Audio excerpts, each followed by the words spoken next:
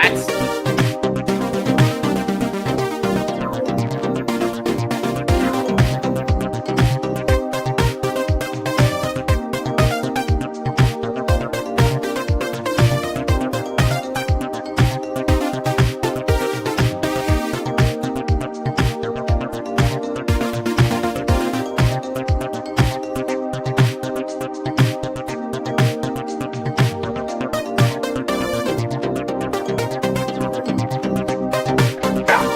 You using the whole fist, Doc? I know words. I have the best words. And an ominous, really an ominous. Criminal. Look, wait. Obama. I hope they now go and take a look at the oranges. Deliberately, willful, and with total premeditation.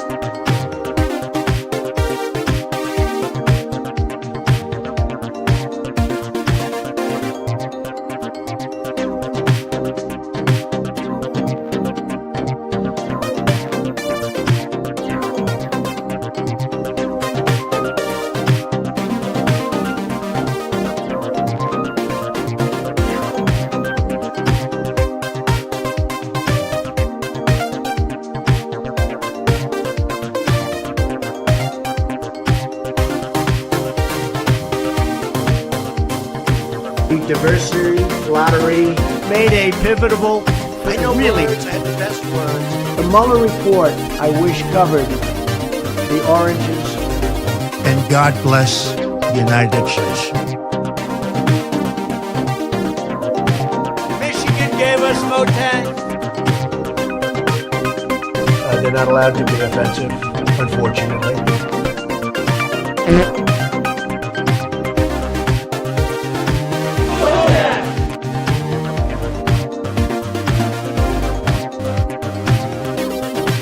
What we are doing is we want to terminate healthcare.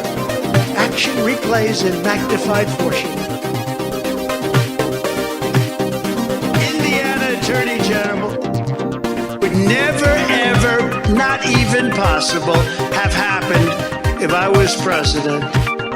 Free healthcare for illegal. First new branch of the U.S. Armed Forces in 75 years, Space Force. Not since the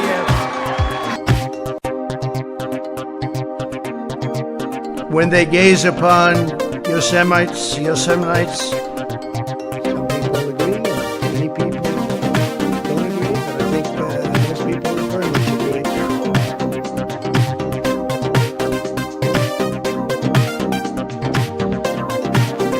They're de-engineering. I felt really good almost after taking it.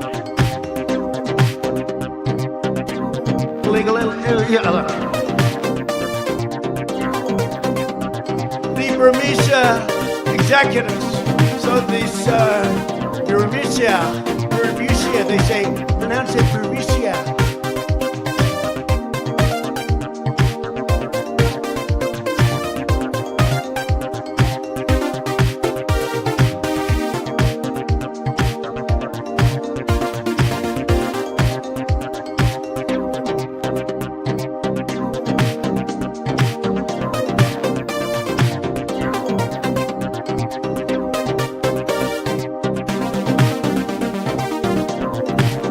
I think this is running. I think we're ready to go. I think we're ready to have a show. Ladies and gentlemen, welcome to the show. And you know what? Straight out of the gate, I would like to say hi, chat room. There you are. Hi, chat room. Hello. Welcome to the show. It's Hal Sparks, Megaworldwide. Like, subscribe, give a thumbs up, support the show. Oh my God, the size of the crowds that we have had in here the last couple of days. It's been nutty. It's been crazy. Now, if only some of you would subscribe. To try to get people to do that. It's been very, it's a lot of work. Just saying. Now, granted, you're here. I see the viewer numbers. I see it. I know. And in seeing those viewer numbers, I also, specifically, if I may, get out of here. I don't need your, why is this thing always selling me things? Why is the software always selling me things? I'm already paid for it. But we've had a huge turnout, and the numbers, the watch hours on my show, through the roof, ladies and gentlemen. Crazy go nuts. It's no secret that my little show that could has over 10 million watch hours in the last couple of years. Now you're saying, Hal, yes, but you're on all the goddamn time. Sure. And I did increase how much I'm on by putting on 3 morning shows, whatever. But I would like to say that, yes, I can put those shows on. Yes, I can get myself all gussied up, pick out a fun t-shirt, throw together all my links and do that kind of stuff. Doesn't mean people are going to watch it, though. See, it's the watch hours that are having the impact. Yes? Yes? And so, thank you. Somebody just said they saw me on another show. They heard about me on another show and they subscribed. Thank you. Thank you very much. So, I can put these shows on. Lots of people stream a lot longer than I do, and nobody shows up. And so, I would like to say, thank you. As Joe Biden would say, thank you, thank you, thank you. As opposed to that, I know, I know it's a nitpicking thing that I do, but if I may, the whole I would like to thank thing still aggravates me. Shit ton of that at the RNC. We'll get there in just a moment. Ladies and gentlemen, yes, we are riding with Biden here. I am a proud Biden voter, and the rest of these bedwetters can fuck off. If I am the only show left standing holding the line, that is how it shall be. Eat shit. I'm standing here for Joe Biden. The man deserves a second term. Period. End of fucking story. I don't care if he needs a chairlift to get into the fucking plane. I don't give a shit if he actually has to use a fucking smoker's voice box to talk like this to tell people because his vocal cords have all worn out because he is fucking old. I want a president because of their character and their experience and their decision-making skills. I don't want just the loudest, flabbiest fuck around, which apparently seems to be the standard at the RNC. I'm not even floating in that warm part of the pool. As often people would say to me when I was in the pool as a kid, they would go, when the water was cold, they'd go, "Oh, I found a warm spot." And I would say to them, "I just made that warm spot." So, for those of you that are here and gathering around, thank you. Hi, folks, also on Instagram. Now, we have way too much to cover. This is way too much. Way too much. So I will be dipping in on things because, Jesus Christ, there's just no way to cover it. It's madness, right? Also, tonight, the RNC, Trump is going to speak. I don't know if it'll happen while I'm on the air. If it doesn't, if it's later, I will cover it tomorrow, just because we'll dive into it. And you know me, I like to digest stuff. It doesn't matter. It's not about the breaking news part of it. The news is often already broken, if you know what I mean. I like to actually look at something for what it actually is, not just, ironically, considering I don't pre-watch any of the videos, for a knee-jerk reaction. I will say that I have received over the last couple of days a few phone calls and some text messages from people that are quite happy with my attitude about all this stuff. In the sea of whingy bullshit you have been seeing, I have to say, I have never seen my phone so alive with people going, right on, man. It's nice. It's good. That said, I will be on a couple of shows over the next, week, because people are inviting me onto podcasts and things to be, I guess, the guy who just does this to all the other people who are bedwetting. And let me tell you, I'm happy to do it. I'm proud to do it. I'm excited to do it. As the great Gregory Hines said in History of the World Part 1, born to do it. And so, yes, I am, for those of you that are new, I am Hal Sparks. I am the Democratic establishment. I am the deep state. I may not hit bottom, but I will scrape the shit out of the sides. And ladies and gentlemen, I do it with a smile and a plum. And that is the Ethiopian Shim Sham. So, I should be helping with the Biden-Harris campaign. I kind of am. I'm certainly an adjunct. And here's the thing. I gotta say, you guys know I love me some saucy language. You know that. Oh boy, do you. So I use my adult words when I'm discussing these topics because this is just me being honest, okay? I'm not trying to, kind of curtail my feelings and stuff on this. If I was on a broadcast television show, I would absolutely dial that stuff back because it ain't my show, it ain't my network, and there you go. But if you're here with me and you're around all this stuff, you're goddamn right I will be using my big boy words. And the reason I do is because I'm speaking honestly about what I feel. I'm not selling something. I am, and that is why, because I use my big boy words, I would recommend, and I know there are people around the White House, maybe even, please have someone show Joe some more of my show, maybe, while he's hanging out, getting over COVID. He's totally fine, but whatever. I mean, he's busy doing other shit too. But if he, just hi. I would say to the campaign, stay away from me. I would say, don't invite me to the White House and all that shit yet. Save that for later. If you're ever going to do it, I can hang. I'm good. I'll wait. Yes? Just, I want you to know, and it's very important. You might need to distance yourself. Now, I'm never going to say anything untoward like some of these other assholes. Yeah, I know I have the Bax headroom thing going on. I don't quite know why that choppiness is there. Let me try one thing, and then, wait, do I have a BRB? I do.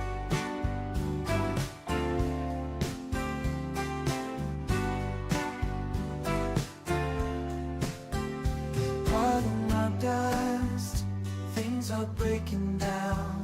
Something is wrong with the picture or sound. We'll be right back. Just as soon as we can. We appreciate your patience. Let's see if this works. Hey, okay. It's a little choppy. I'm not quite sure what happened. The software had an update and it's being laggy and dickish. So, not sure how to fix that. It's okay though. We'll get through it. I mean, it just makes the show more charming, I think.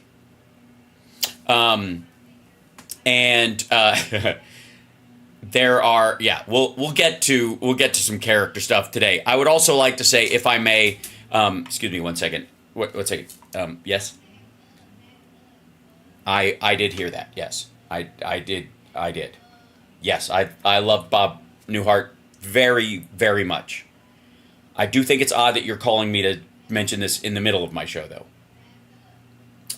Yeah, no. I mean, I agree with you. We all love and will miss him. He had an extraordinary life and was super funny, especially early on. I don't know if you know this, and probably you do, but he used to do this bit where he would just do one half of a phone conversation. That is right. He would do you wouldn't hear the other side, obviously, because it was and I agree. It was almost like he was a one-man comedy duo.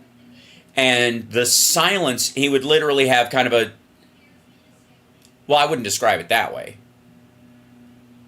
Well, mainly, I wouldn't describe it that way because he was a clean act, I wouldn't use those kind of words ugh. And I don't know what that squishing noise is in the background, but I don't know why that's necessary to your describing it. I don't even know how you got this number, quite frankly. But I do want to say that I loved Bob Newhart, and I loved his work, and I loved his series, and I thought the ending of the second Bob Newhart show, where he wakes up in bed with his wife from the first show, and the whole second show was a dream, was probably the greatest. Yeah, I was going to say the greatest meta moment in television history. Yeah, there's no question about that. Yeah, I'll hold.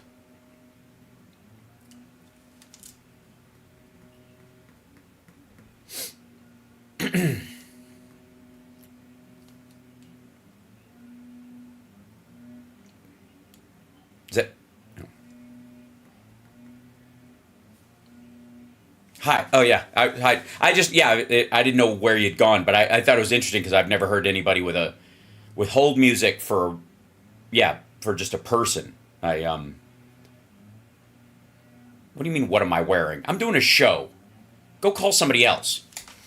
Ladies and gentlemen, we will all miss Bob Newhart. A long and storied life and a very funny man and a wonderful human being by all accounts. So, there you go. And I will admit that I cannot do the like my little phone conversation bits that I occasionally do on the show without thinking about Bob Newhart. It's just not. It's not possible. Like, it's just natural to it. He's not the only person who ever did it.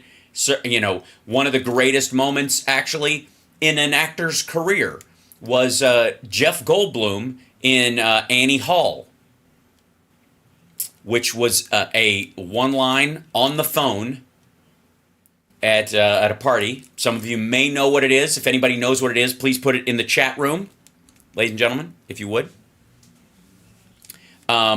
And see who gets it first in there. Yeah, there it is. Carl said it right away. I forgot my mantra. There it was. That was another great comedy line.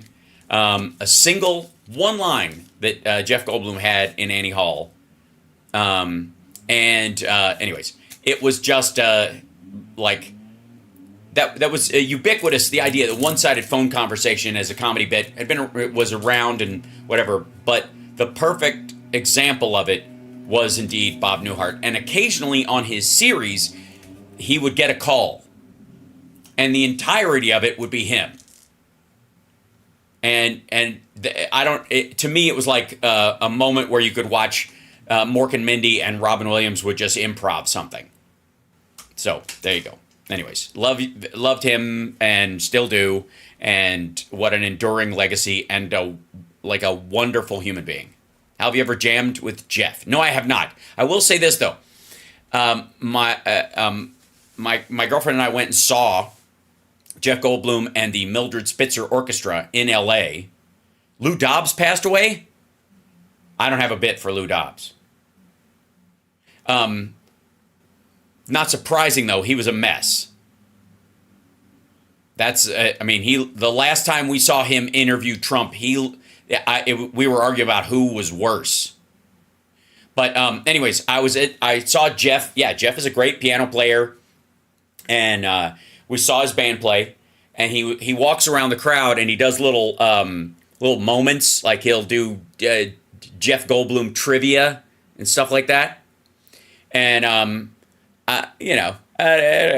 in no hurry to do another series right now. I'm having a good time, and the stand-up is fine. But eventually I might do something else. But I'm not in a rush. And so because I got a storied career of some great work, and especially Queer as Folk. And apparently he had seen it because he's standing next to me and walking around the crowd. Doesn't know I'm there, and just is looking around and talking. And he looks and he sees me, and it was the most Jiminy Glick thing I have ever seen in person. He went, "Well, you're wonderful." That was it. That was the whole thing. He put his hand on my shoulder and he said, "I was wonderful," which he's right. I am indeed wonderful. So, thanks, Dan. I try. Queer as Folk Michael story. I wouldn't go that far. I mean, I was the narrator, and we'll get into that shit later. Anyways, let's jump into this thing because we got a lot of craziness to cover. Not the least of which, we've got, ladies and gentlemen, Captain Forehead himself. I feel a bit weird. They gave Matt Gaetz a whole 3 minutes and 40 seconds to do his bit, and sorry, I feel like I don't look right for this. How about this? There you go. Now I feel better. Is that better? Let's see what he has to say. Woo!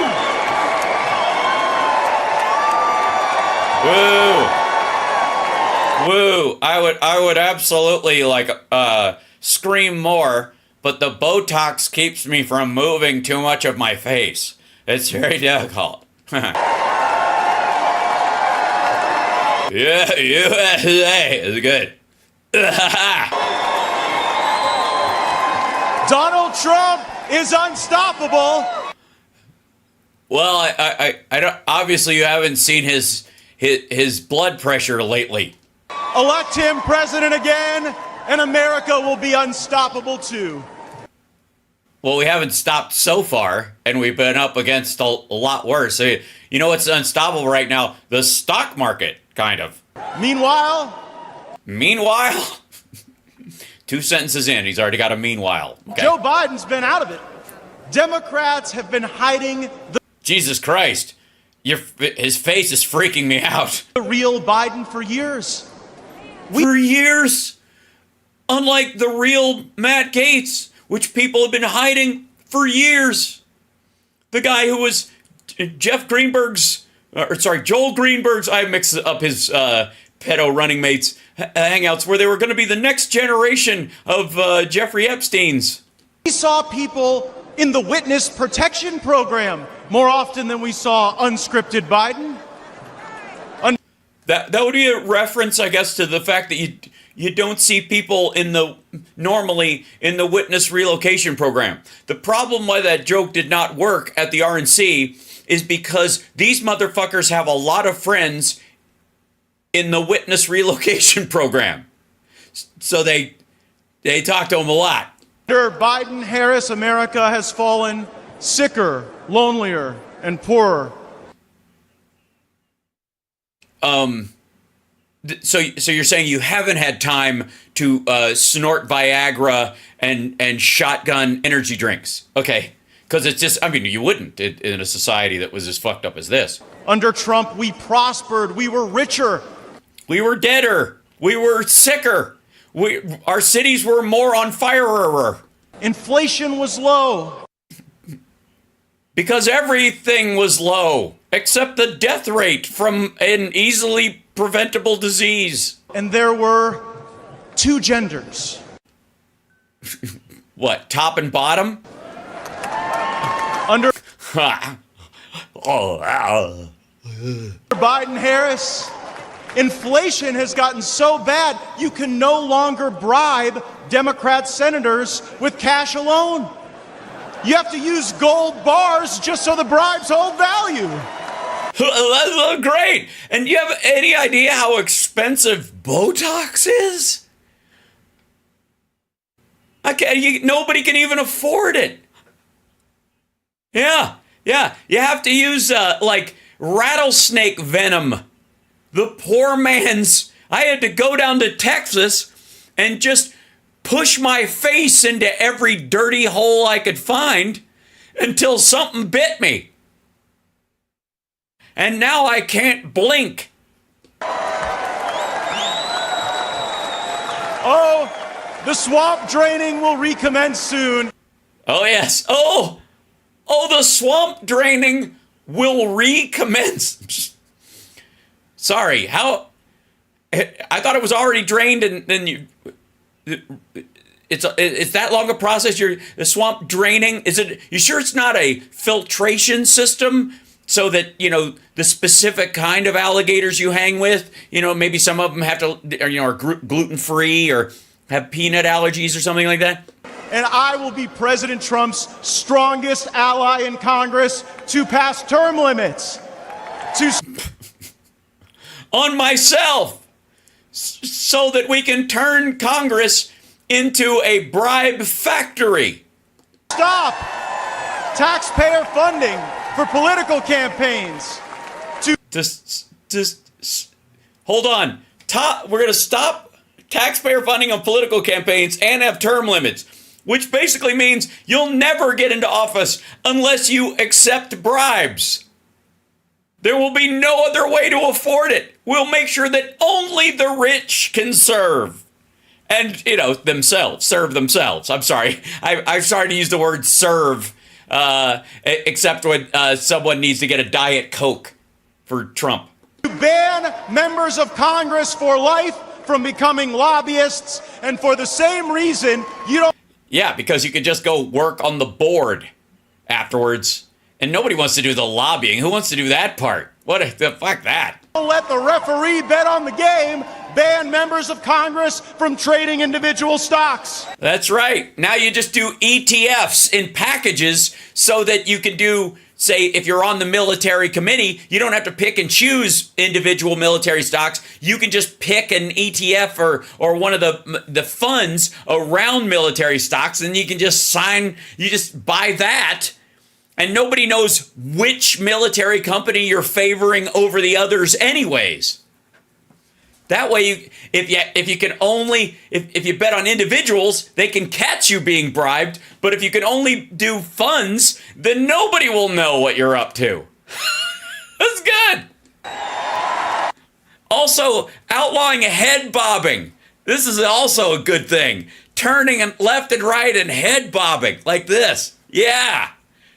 All douchebag body language. I am proud to stand before you, the only Republican in Congress who takes no lobbyist money, who can't get lobbyist money.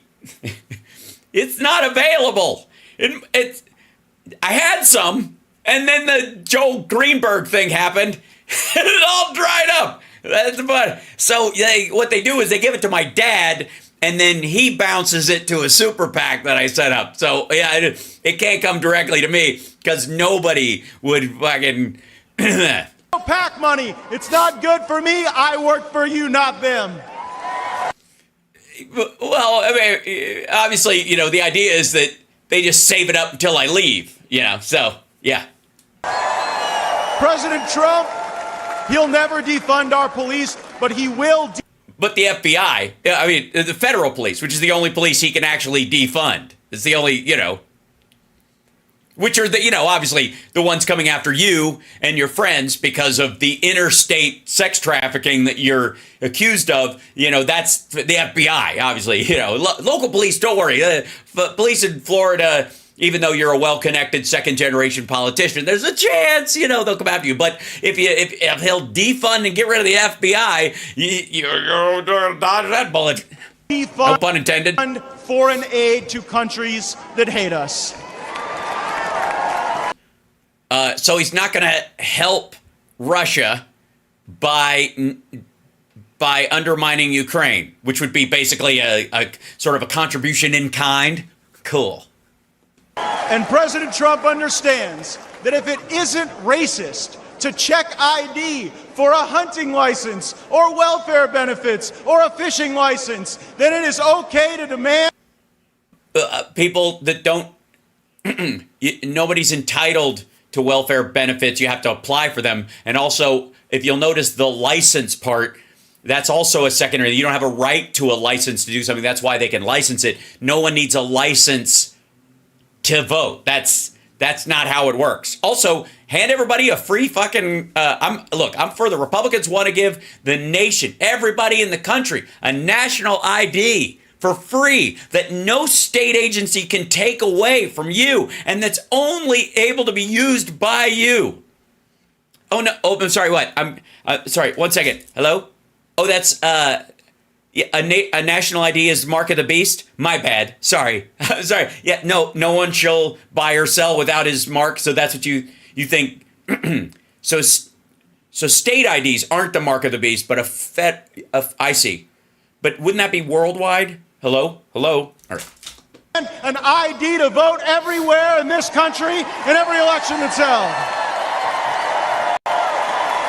Sure, but it has to be free or it's a poll tax. Right? Right, no poll tax. You're not going to charge people to vote, are you? Because it sure as fuck sounds like you are, because state IDs aren't free. If you need it to vote, it should be free. Otherwise, it's a poll tax, which is illegal. Fuck you. All right. Sorry. I'm with you on the rest of it.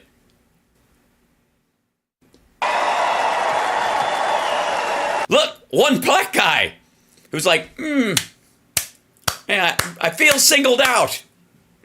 A Democrat congressman recently said that any criticism of Joe Biden is ableist. I don't think it's too much to ask. Who would that be? And also, I think you've said any criticism of Trump is un-American, which is, I think a broader category. That the American president be able to do the job. Kamala Harris isn't able to do any job. She was a prosecutor. That's the bane of your existence, I think. Appointed border czar. Appointing Kamala Harris to oversee the border.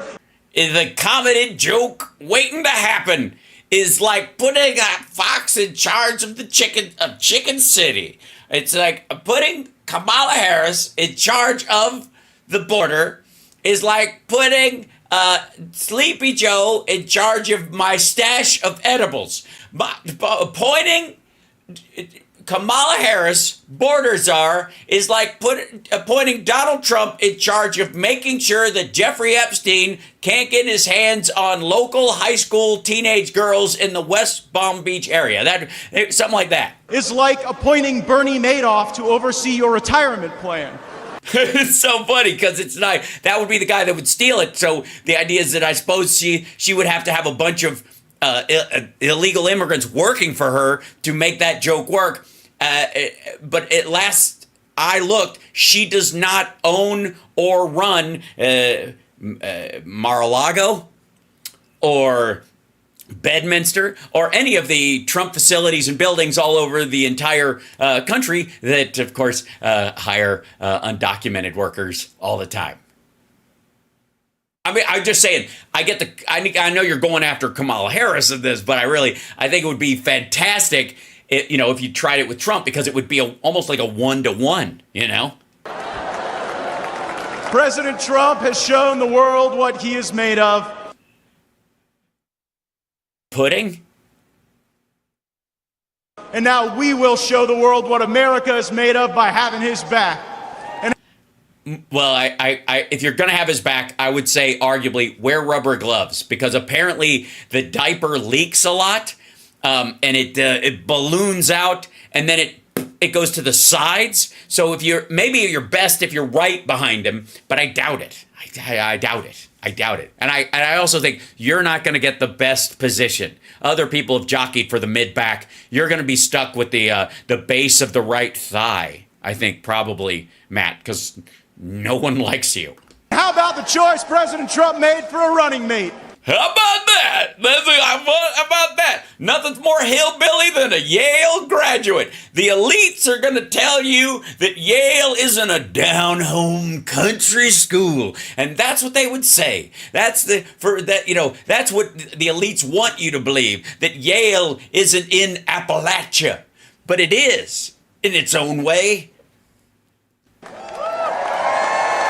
Woo! Yeah! Nothing like a Yale graduate venture capitalist to get back to your country roots. But hey, say what you will. He may be a rich elite who went to an elite school, but at least he's against women's rights. So, he's broadening the tent out. JD looks like a guy who you'd see on a Twitter post about a youth pastor who got busted for stuff on his hard drive. A closeted country bass player A young Abraham Lincoln. No. Abraham Lincoln was never fat when he was young. I'm just saying. So there's no round of I would say he looks like a young version of the guy who was like second banana on Tool Time. But he's from Ohio. Sorta. Like General Grant. Yeah. It's exactly like, yeah, he's from Ohio, like General Grant, like me. And like General Grant, J.D. Vance knows how to fight. And he's buried in Grant's tomb. What? Also, you do realize where you are, that even though you're in Wisconsin, the Republicans are there, think they're in the South. Even though if the South rose again, it would be Chicago taking over the entire state. So they can run Biden from the nursing home, Harris, George Clooney, Robert De Niro, whoever they want to run. We are on a mission to rescue and save this country. And from Chris Hansen, apparently. We ride or die with Donald John Trump to the end. Thank you all so much. Yeah, I wouldn't. Real quick, I know you're stupid, but just for next time, and there won't be one, maybe after a guy's nearly been shot, don't say ride or die. And don't bring up the end in front of someone who's been confronted recently by their mortality. It's kind of a dick move, which I get is on brand for you, but the family might not be appreciative of it. But then what do I know? They didn't give a fuck that he buried their mom on a golf course with no headstone. So you know what? Do you, boo. That's great. That was hurting my head. I was getting a fucking headache with trying to. I don't know how he does it. You get credit where credit is due, but anybody who can maintain a five head like that for that long, and that kind of like eyebrow turgidity, that's impressive. You know what I mean? It's like you must have like the forehead muscles that are like Conan pushing the wheel in Conan the Barbarian, or. Hit that like, everybody. Yeah, I look relatively normal again. I'm fine. I'm all right. Whew, that was rough. Now, I real quick. This is on a side note. It's obviously a very sensitive topic, age-related, brain fog. It's been in the news lately, and I hate to bring it up. I feel like it's my responsibility, but I gotta bring it up. I gotta talk to you guys. I have to bring it up. You know what I mean? You may not know this. This is, for those of you that don't know, this is Gene the Jesus Machine. You're like, Hal, he looks more orange than usual. Well, he's put on his Trump paint, and he's got a fresh blonde. I don't know if that's blonde. I think it's just, it might be urine, but a fresh, whoever pissed on his head and he paid them to do it, whoever gave him the golden shower had clearly been taking their vitamins.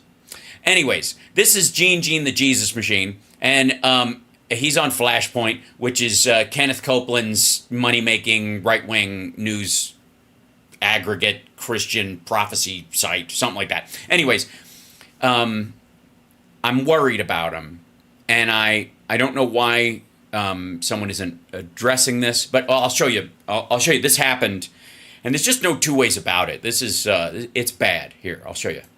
So they're running a little behind, but we'll go there. I want you to hear, of our governor there from Texas. Governor Abbott.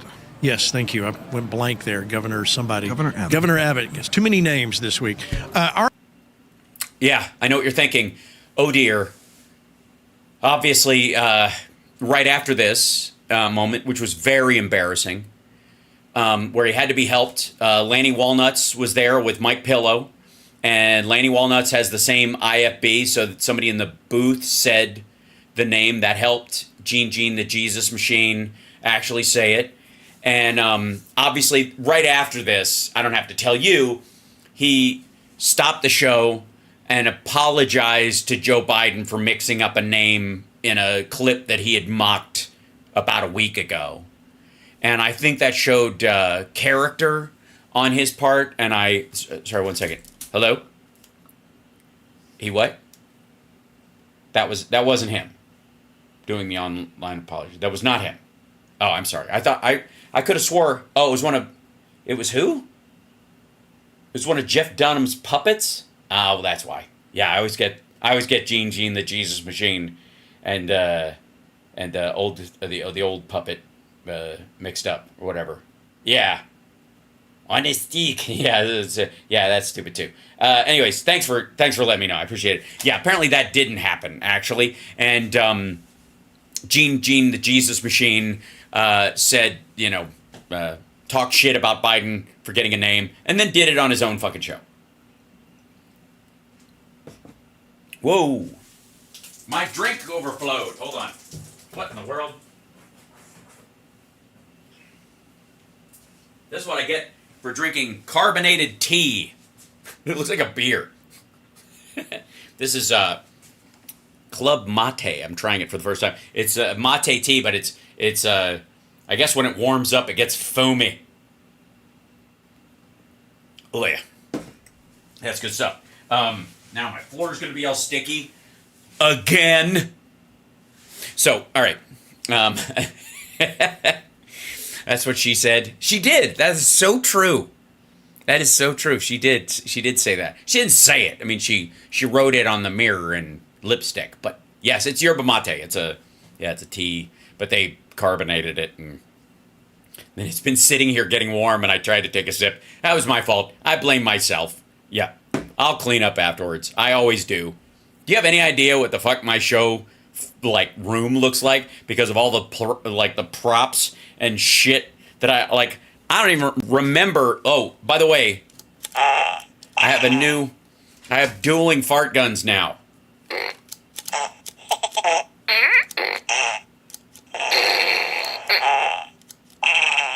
Oh. Yeah. So, and I don't know if this one has multiple settings or what. So, oh yeah. Oh, it's got an on. This one's fancy. It's got an on-off switch. Oh, that was awful. That's got like an airy, dry sound to it. Anyways, it was a gift from my son because he thought I needed one, a better one for my show. And that, yeah. So anyways, and then of course, this is from my OnlyFans page where I just, de-cat hair myself. Just, I flex and then I use a lint roller to get cat hair off myself. I'm telling you, I'm going to buy my dream house with that money. So, that's, by the way, in case you don't know, this is Lanny Walnuts, and this is Lanny Walnuts' toupee. Just saying. And I don't know. Here's the weird part. Lanny Walnuts is looking at Gene the Jesus Machine like he's an asshole because he forgot this. But Gene the Jesus Machine, it has his natural hairline. As silly as it may be, it's real. And so there's a moment of the fucking nerve going on right here between these two guys who work together. Okay? And I would like to say for the rectum, that I will not pity Gene the Jesus Machine. I will not be dragged into that. But I also won't pass up an opportunity to point out what an absolute turd Lanny Walnuts is on all levels. And it's just another great example. Anyways, but both of them follow Jesus and his teachings.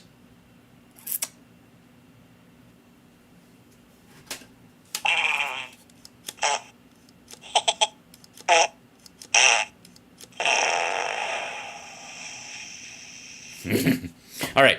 That was a little too close to home. So, chat room, hit the like if you would. Share the show out. Let people know we're here. Now, let's get into Well, there are great speakers, ladies and gentlemen. Hold on, I've got to get set up for this one. Yeah, let me get ready, if I may. There are great speakers, and then there is a next speaker whose only accomplishment was that she used to knock boots with Gavin Newsom, and now she's traded him in for a cheaper, dumber model, but that's easy to maintain because you only have to check his coke levels maybe once a year. Ladies and gentlemen, the beast is yet to...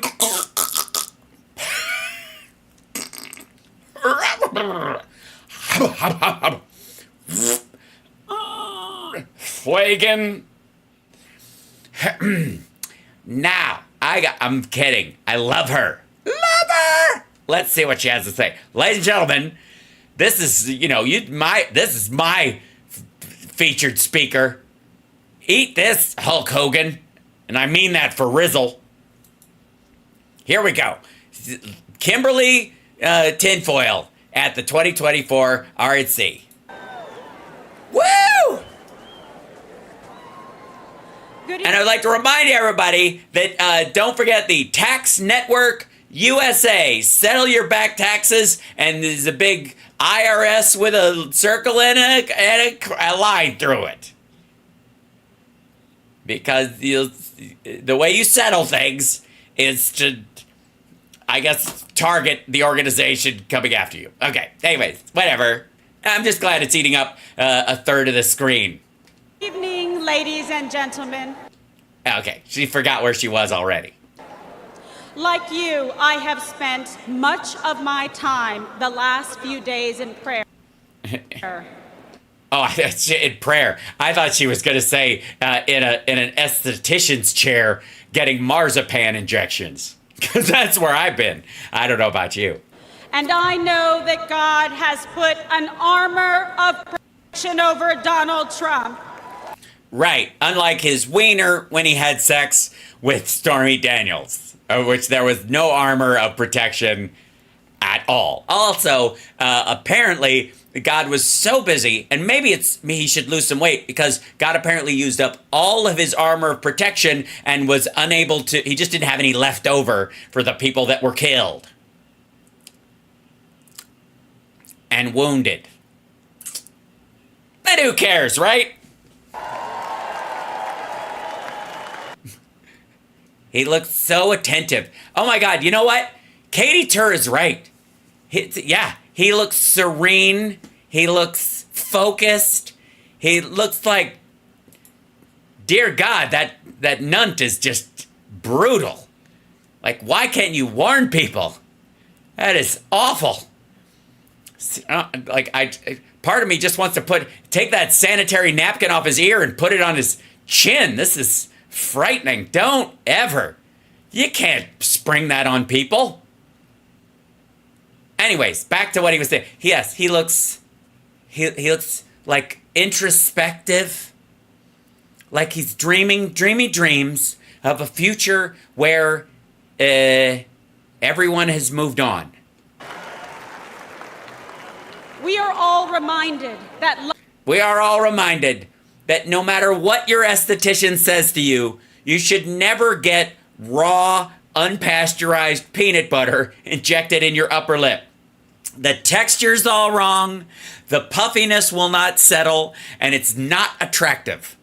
love for our nation and the beauty of life itself transcends all hatred and political. You shouldn't say trans in front of these people. And also, if you're going to say transcends, say it really fast, because if you lag on the word trans, everybody there starts to turtle and freak out. Don't do it. Especially when you're on stage. I'm just saying. Not that I don't doubt you. Okay? And it's none of our business. If you've got, a giggle stick down there, none of our business. Okay? We support you. Okay? If you're 80% duct tape from the tits down, who cares? Live your best life. But I'm just saying, know your audience. Because if you even lag around trans with those folks. They're going to panic and run for the hills. Divisions. I stand before you tonight, more convinced than ever.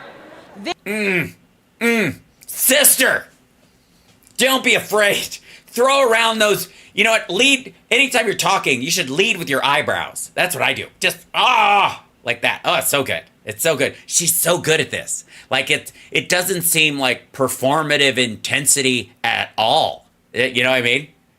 There's like a naturalness to it. It doesn't at all feel like someone who was kicked out of acting class in the middle of their dinner theater monologue because the class wouldn't stop giggling.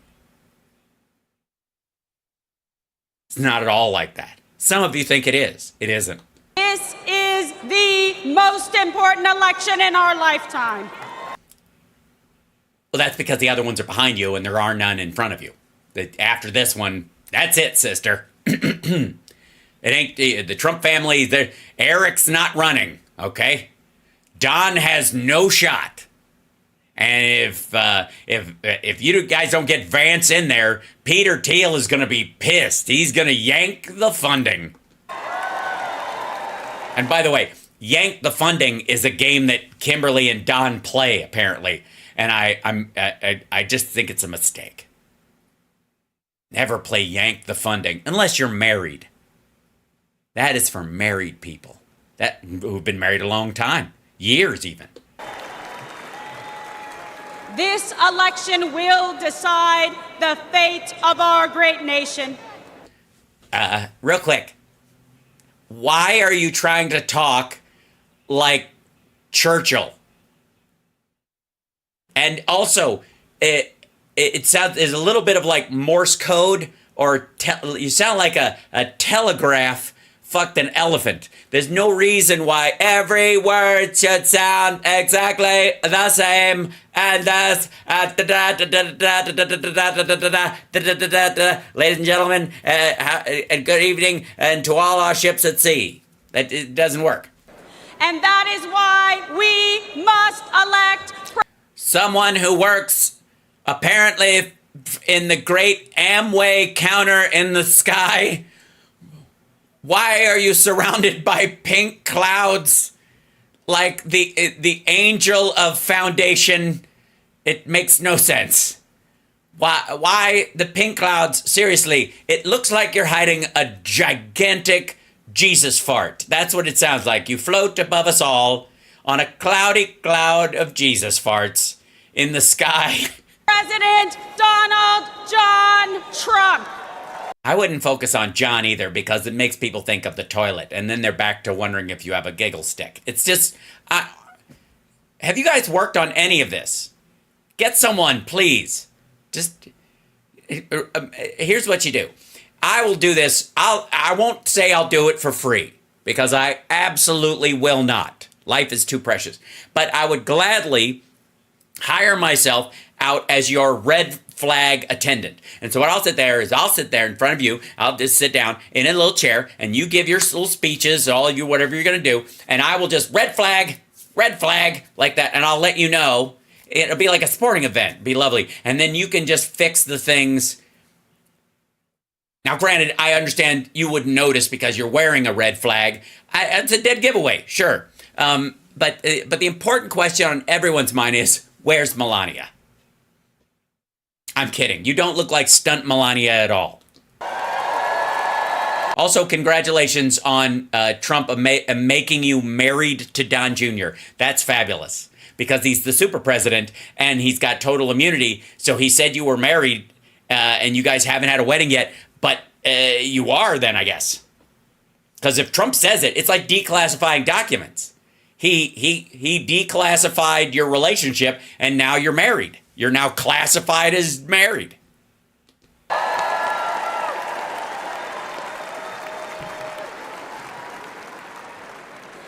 This is not just a choice No, it isn't. No. between Republicans and Democrats. This is a choice between safety or chaos. Sure. Yeah. Which side are you on again? Because I think it's chaos, isn't it? Wealth or poverty. Right, you guys are going to be broke if you don't win. I get it. Nobody's going to pay you if you don't win. Yeah. So, yes, this is your last chance to pay off those loans, dear. National sovereignty or open borders. Well, then why was he against the border bill? Oh, I see. I keep assuming you're on the side of what everybody else there is saying, but this is like you live in the upside down. I see. This election is a choice between Joe Biden's vision for American weakness and Donald Trump's vision of American greatness. Yeah, real quick. Okay, dear, I was not going to point this out until later, but you have one of those boosters in the back for the hair. Yes. Okay, you gotta tease up the stuff around the sides and the front and blend it in. Otherwise, your head looks like a ramp. I don't know what to tell you. It looks like some kids are gonna ride a BMX bicycle up and see how high they can get in the air. This is not, unless, is there some swelling that goes on? Do you sleep in the same position and your head is just kind of malleable and gelatinous? Donald Trump will once again... He didn't seem convinced. What was that? Did he say like open borders or something? Ugh. Can you imagine? Now you know why Donald Trump Jr.'s dick is always turtling. Can you imagine this coming at you? I'd retreat too. No amount of Viagra could reverse this trend. None. Donald Trump's vision of American greatness. I don't know what he says here, but let's see. Donald Trump. That's too bad. Apparently, he saw the same thing we saw on the giant screen. He said, apparently, he saw a giant shot of her face and said, that's too bad. Or, hey, maybe I'm taking it too personally. Maybe he doesn't mean her face. Maybe that's he's not talking about, maybe he's talking about his vision of American greatness, that's too bad. Will once again make our country strong, safe, and prosperous. He will make America feared by our adversaries.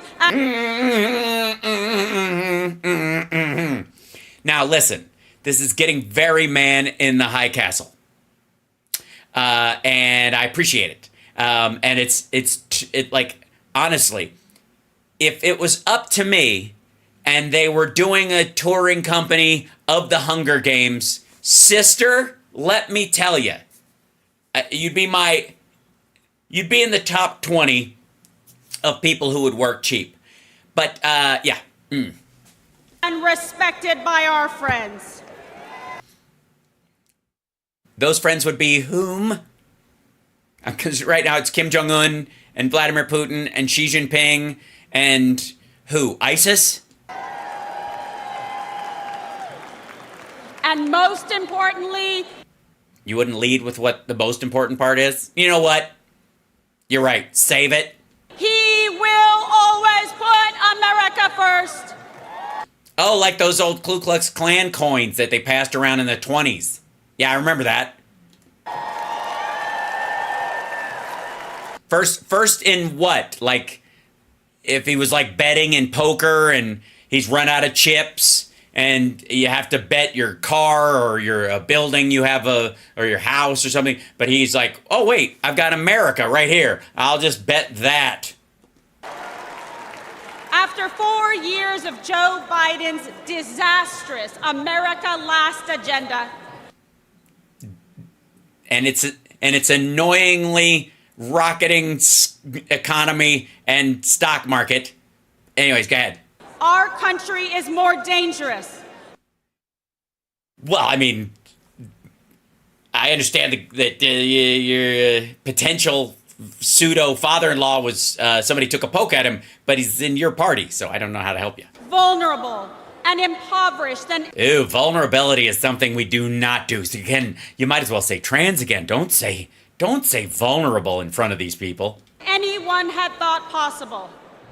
President Trump handed Biden a booming economy. Well, deaths were exploding. Is that what you mean?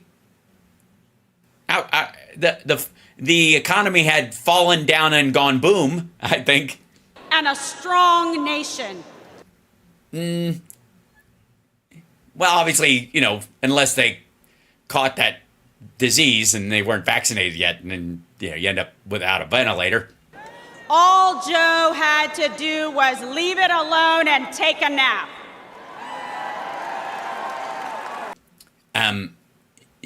Again, I hate it, but look, I know it's all right. I feel like I'm not going to say it. I'm not going to say it. I don't. I feel like I have to, but don't say take a nap when Trump has fallen asleep 3 times on camera so far. Just, you know what I mean? It's like, yeah, just don't bring up nap, okay? Because we don't know if that's a trigger word and it just causes it to happen. Right? Don't say nap. It's not. Do you hear that? Hear that sound? That's him. Don't do it. But Joe just couldn't help himself. Well, apparently that whole sleepy thing, stuck in his craw, so he had to stay awake the whole time. I don't know what it is. Joe Biden cannot lead America. He cannot even lead himself off a stage. Well, is he still on a stage lost right now? Because he's obviously... Can you cut to that where he's like, I've been here for days. Someone please throw some food. Now Americans are drowning in inflation. Insanity spreads like a cancer in our schools. Well, I mean, that's what you folks have been bringing to, school board meetings. Yeah. Also, by the way, thank you for pointing out that it's insane that there should be guns in schools. You're right. That's a sort of kind of a horrible kind of a... Yeah. We are closer to World War III than any time in my life. Well, that's because if it's ever going to happen, every day that's true. You know what I mean? Because if it ever happens, it's in the future, and every second you're moving towards it, whether there's any reason to cause it or not. Right? Even the assumption, I got to say, I think you might mean World War IV, because I think we've already I think 3 would be the Cold War. I mean, it's better than the prequels, but... And we are facing an unprecedented invasion of millions of illegal aliens across our southern border. Well, and that's why he's able to keep costs down at Mar-a-Lago, so... Rioters and looters go free, while Biden and the Democrats persecute American heroes like Donald Trump.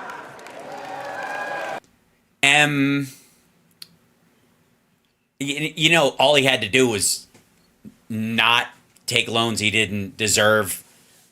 I guess technically he's not even going to jail for that. And returned classified documents when they asked nicely, 85 times. Tens of millions of Americans are... Excuse me, why is Donald always talking while she's talking? Okay? Keep it down. He's like they squished together the old men in the Muppets, you know what I mean? And made one orange one. Made to feel like enemies in our own country. Okay, I gotta say, this is going on far too long. This is not... I was hoping they would only give her 3 minutes like Matt Gaetz. But I guess this is what happens when you're knocking boots with the boss's son. Is that what it is? You could squeeze out extra time. And what, is he getting a piece of the American home financing stuff? Is that what it is? They just figure, we'll put her up there and she'll be so goddamn boring that everybody will actually look at the ads. They'll go, ugh, what's this about? That's what all right, there we go. So, chat room, that's as much Kimberly Guilfoyle as I can take. Seriously. Now, there's a lot to be known about J.D. Vance, right? And a lot of it that Republicans don't like. Right? They especially the part where he has a brown wife. That apparently is a problem. Yeah. Now, you totally forgot what I look like after that. It's, it's what I do, It's the character work that I think is valuable. Now, if I may, where are we going to find, like, everything we need to know about J.D. Vance? Well, what do you know? God damn it. What if you, hey, to ho, hello. And that's what what are the chances? That Stu Does America, which is gross, on the Blaze, which is awful, has a show called Everything You Need to Know About J.D. Vance. Well, gosh and God, everything. Everything. Maybe the operative word is need, Maybe they're hiding some of it from... Fine. Okay, but let's see. Stu has always been great with his lists. They don't go on far too long. Yeah, we're not going to do this whole thing. Don't worry. Because if we can't get him at all the stuff I need to know in 3 minutes, the hell with him. Here we go. We went through, when we were talking, I don't know, maybe it was a month or two ago. This is already exciting. And we did a show, basically, how is Donald Trump going to make this choice? Yeah, he basically rolled a D&D dice in front of his sons, and they hated what came up, and then they told him to go with this guy because they need the money. How is Donald Trump going to pick his VP? He didn't. His sons yelled at him. He picked Doug Burgum, and they yelled at him and were calling him names, and I guess threatening to pick an ugly nurse with small boobs. We came up with a bunch of different categories to go through. Mm-hmm. And I've been talking about J.D. Vance for a long time as the person who I thought he would pick, and kind of, I think yeah, we know it's weird. Person, if I were him, I would probably pick. And we can go through the reasons why, but I'm going to go with probably he has the least amount of experience and he's an ass sucker. To bring up that list again, because we can now look at it with the evidence of who he picked and see if these check marks were checked off as he went through the thought process to pick who he was going to have as a guy who's, as we saw, an inch away from running the country if Donald Trump wins. An inch? Oh, I see. An inch because an inch to the left and he'd be dead right now? No. Hi, stupid. Guess what? If Donald Trump was shot, God forbid, at that event, and he was actually harmed in any massive way, instead of having his little, his side facelift done and using this as an excuse, whatever that was, there is no J.D. Vance as a VP. Right? There isn't. There's no way he's the candidate by himself. Serious choice. So outside of the obvious, which is hey, the person needs to Seriously. be doing the job and things like that. He'd be able to actually do the job. There's a bunch of ways I think Donald Trump was going to think about this. And he had one major decision, which he wound up making, I think, emphatically here. What does Donald Trump want in a vice president? He's got to make a decision between an attack dog or someone who does no harm. Now, you think back to 2016. Jesus Christ. This, by the way, Stu does these list things, and why they don't actually put a graphic up next to him, I don't know. They move this TV up in the front physically, and then they just cut to a camera. This is the laziest shit I've ever seen. Mike Pence is more of a do no harm candidate, right? He was definitely not an attack. No, he was not. These were not the choices. Attack dog or do no harm was not the choice with Pence. Pence was, oh fuck, people know I grab women by the pussy. Let's get some Jesus freak in here to cover my evangelical flank and let them know that I'm going to eliminate women's right to choose. Dog. He just kind of stepped back, and he was there when he was needed, but generally speaking was not much of an exclamation point. Let's put it. You out of your fucking mind? If Trump was a balloon, Pence kept him inflated all the time with a fucking straw in his butthole. That way. He's not the most electric speaker we've ever seen. Yeah. Neither is Trump. Let me tell you something. Just because you're easily conned does not make the con artist brilliant. The rest of us saw it coming.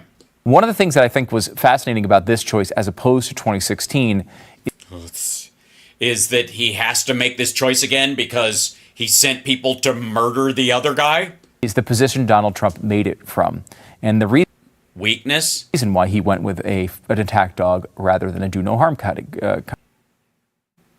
What do you mean an attack dog? Kind of candidate. Back in 2016, Donald Trump... Hold on. J.D. Vance has not been, like, he's talking the talk. But he's not fucking Jim Jordan. He didn't pick Matt Gaetz. He didn't pick somebody with a firebrand story to tell. He didn't pick Marjorie Taylor Greene.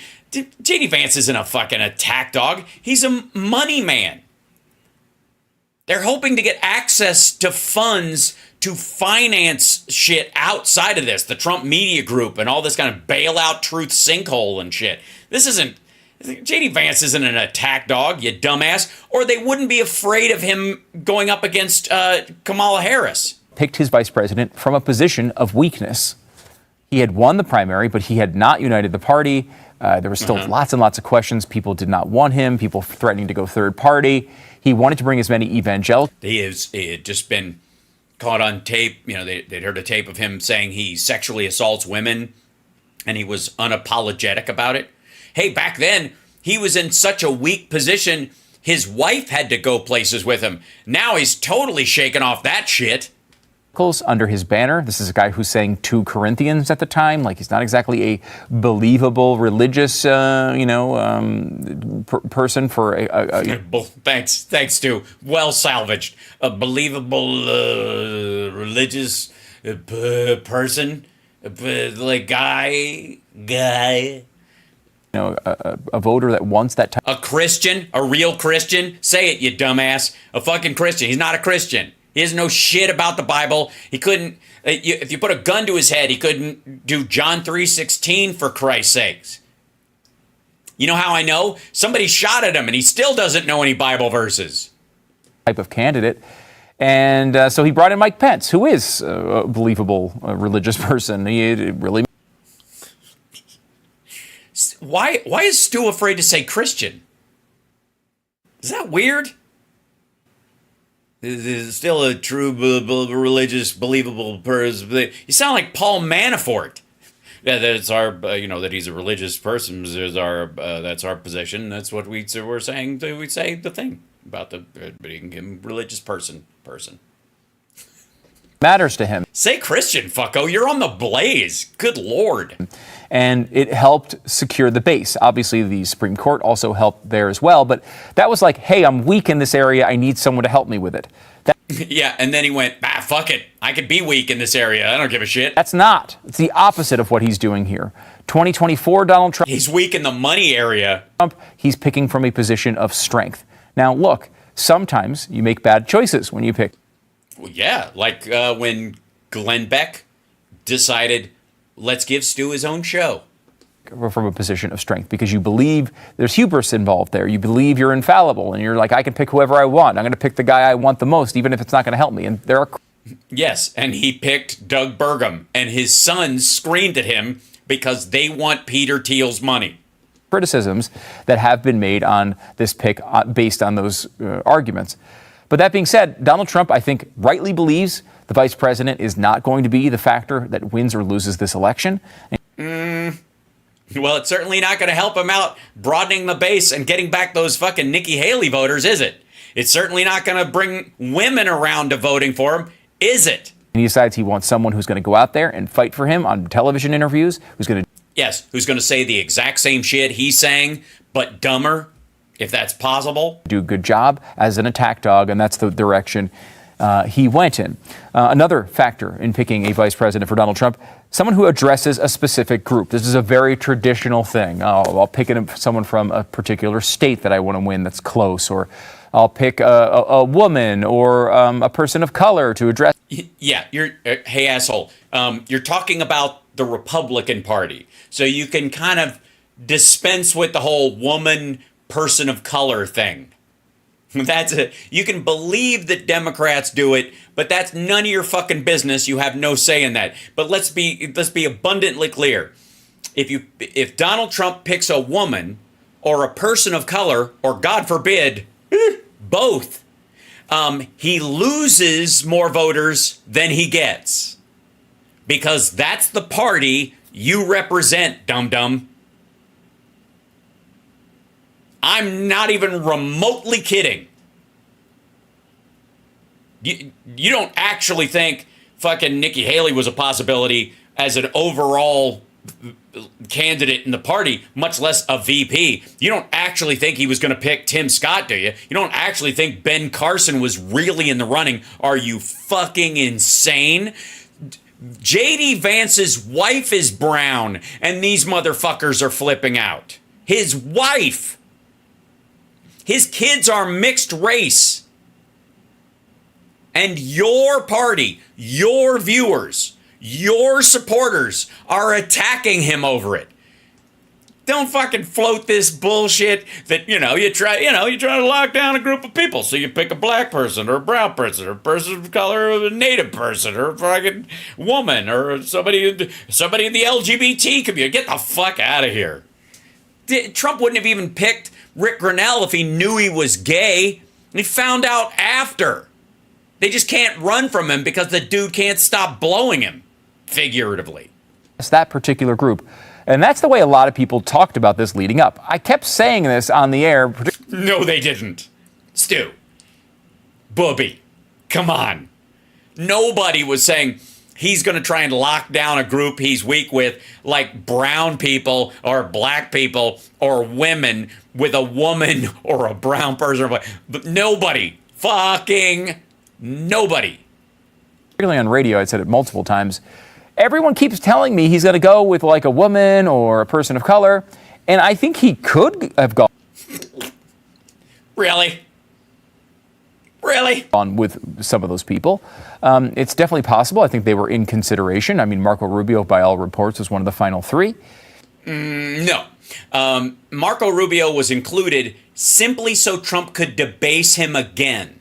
But at the end of the day, when have we thought of Donald Trump as a guy who's like worried about identity politics? Or gives a fuck about women or brown people, I think is what you mean. I mean, his whole persona is no. His whole persona, first of all, His whole persona is no. Women deserve to be sexually assaulted because stars are allowed to do it for the last 1,000,000 years. No. I want Jews counting my money, not black people. You mean like that? Like all the shit he said before? What do you mean no? How? You know what? I take it back. There's one area where you're absolutely right, Stu. There was one area where he was like, no. Where he was like, he and his dad actually together said, no, I don't want black people renting in my buildings. That happened. Yeah. That was his introduction onto the New York stage. Into the White House was the guy who's going to say you're fired based on your performance. And secondary. And then he never fired anybody and only hired suck-ups. And didn't hire people based on qualifications at all. He's a guy who doesn't care about all the woke nonsense, right? That's why, people, a big reason why people love him. So is it because they're not afraid that he'll put anybody of color or a woman in a position of power that they give a shit about? Like, I'll give you an example. He made Nikki Haley the UN ambassador because the Republican Party and all of its followers fucking hate the UN and don't care if it fails. As a matter of fact, they want to subvert the UN. So of course you put a woman of color in there because she'll wreck it for you because she doesn't know what the fuck she's doing. She's a woman and she's a person of color. So it's almost like a time bomb waiting to go off. So I never was a big believer that he would go that direction. And Really? Why? He seemed so committed to a person of color or a woman or a gay person as his running mate. It seemed like totally possible to the rest of us. Obviously, J.D. Vance shows that he's not going to go that direction. I will say, from the specific idea. This is great. By the way, Stu, you're killing it. Yeah, I'm. You know what? I believe it. You've convinced me that not only was it a possibility, but you also believe it, and I can tell by how you're hemming and hawing. You know, it was that you know, he could have. Who knows? He could have. It's impossible. Addressing a group. Normally, that means a demographic group, and I think it kind of does here as well. You know, J.D. Vance is from Ohio, and Ohio is Finally, we're getting to some of the real details. not a state that is in any danger of being lost by Donald Trump. He's probably going to win it by double digits. So it's a waste of time, and it's not going to help with that state, okay? And Hillbilly Elegy is going to pull in those, because Trump was worried he was going to lose Appalachia, because those people are big, they're huge on voting. They love going down to government buildings and signing up for things. Nobody, say what you will about people in Appalachia, but they love giving their ID to people from the government to participate in government activities. So he didn't need help in Ohio. Ohio, unlike 2004, where it was the swingiest of swing states, is no longer in that category. It is a red state. Yeah, wouldn't it be ironic if he lost it this time? Wouldn't that be beautiful? Republicans, I got to say, I'm just going to put you on notice. There's a chance you'll lose Ohio this time. Just floating that out there. But that being said, the states that Donald Trump needs to win, more than any other state, are the states he won the first time when he was an unknown entity that he squeaked by. So Pennsylvania, Michigan, and Wisconsin. You think J.D. Vance is going to turn around the urban centers of those states? He's going to bring women, and especially women in the suburbs, and black people in the cities, and white people in the cities over to Donald Trump. In those areas, J.D. Vance is that guy. Cool. He needs to pick off one, at least, of Pennsylvania, Wisconsin, and Michigan. These are states that are right around Ohio, have similar demographics, similar industrial interests, have a similar, more populist view of where economically the Republican Party and the Jesus Christ, what are you talking about? What? Good Lord. All right, I gave him 5 minutes. I'm not this. I so far, in a clip entitled "Everything You Need to Know About J.D. Vance," what we learned was, and I think this is crucial, he's from Ohio, and he doesn't. The fact that he's from Ohio doesn't add anything to Trump's campaign in Ohio.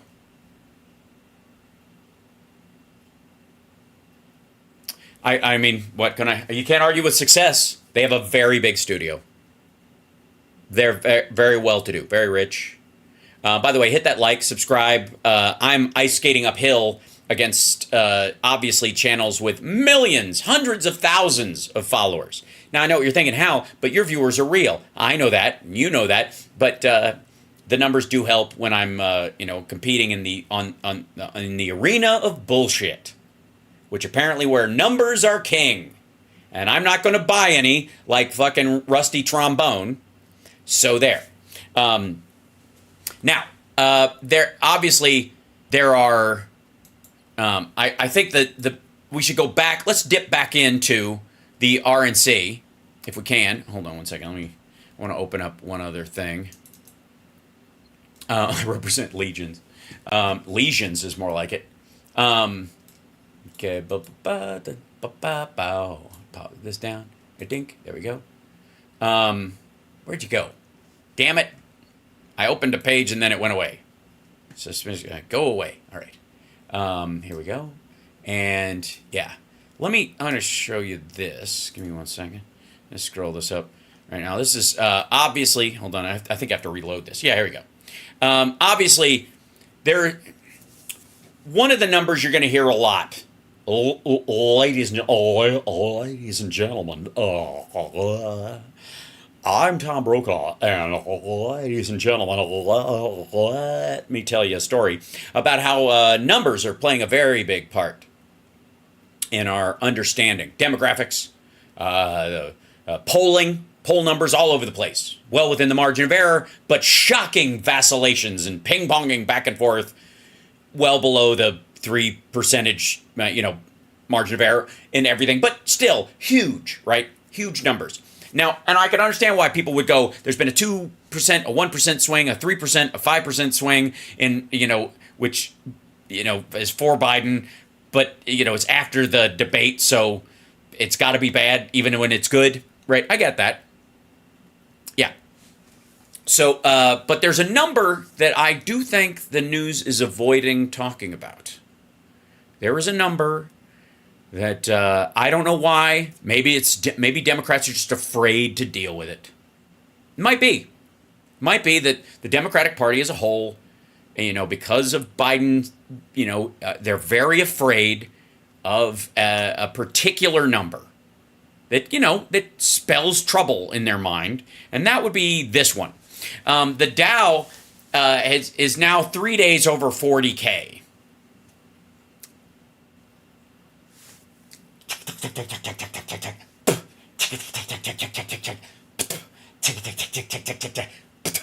So this would be if you're looking for a number to throw back to people who are like, the polls are polling, if the polls say the polls are polling, polls right now say that the polls are polling, this is a number I recommend you tossing back their way. Yeah. Just saying. Yeah, it's a disaster. Obviously, if you read any of the news media right now, this is terrible for Biden. This is terrible for Joe Biden. No question. Awful. Just awful. Look at that. It's just hideous. Ugh. Just brutal. And it just look at the arc of it. Look at this. Here's where there's Trump. There you go. Here, let's see. This is there you go. There we go. January 15th, 2021. This is about your last mark. And then, bam. Look at that. 40, 39, 40, 40K. 40,009 on July 12th. This is where this chart ends for me. It's just hideous. And this is the number to throw back with the polling. Every time. People are polling with certain voters or certain voters or certain voters. Okay, cool. Who's giving a thumbs up to the Biden presidency? Anybody who owns stock or has or is a union member who's let me try this out. A union member who has a pension fund that is invested in the stock market, even partially. Yeah. So there you go. I'm going to throw that in there. And now let's go to. Look, we looked at Kimberly Guilfoyle, and I apologize for that. But she's fourth, fifth tier away from Trump. What does she know? But in the meantime, let's go to somebody who's met Trump, I think, 2 more times than she has, and that would be Donald Trump. Junk bond salesman. Sorry, Junior. There is tough, and there is Trump tough. By the way, yes, you're not wrong to point out that he used his own last name as if it applies to him and his father equally in this situation. Also, and you're like, well, anybody can be tough if they're surrounded by people who will take a bullet for them. Yeah, I get that as well.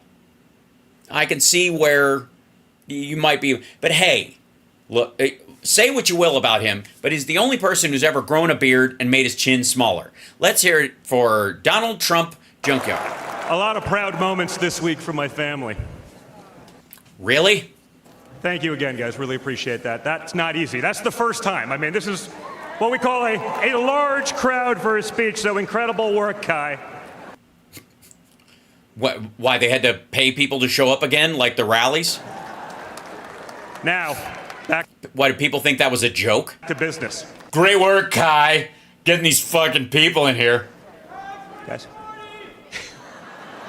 Thank you, sir. What'd he say? Hold on. Guys.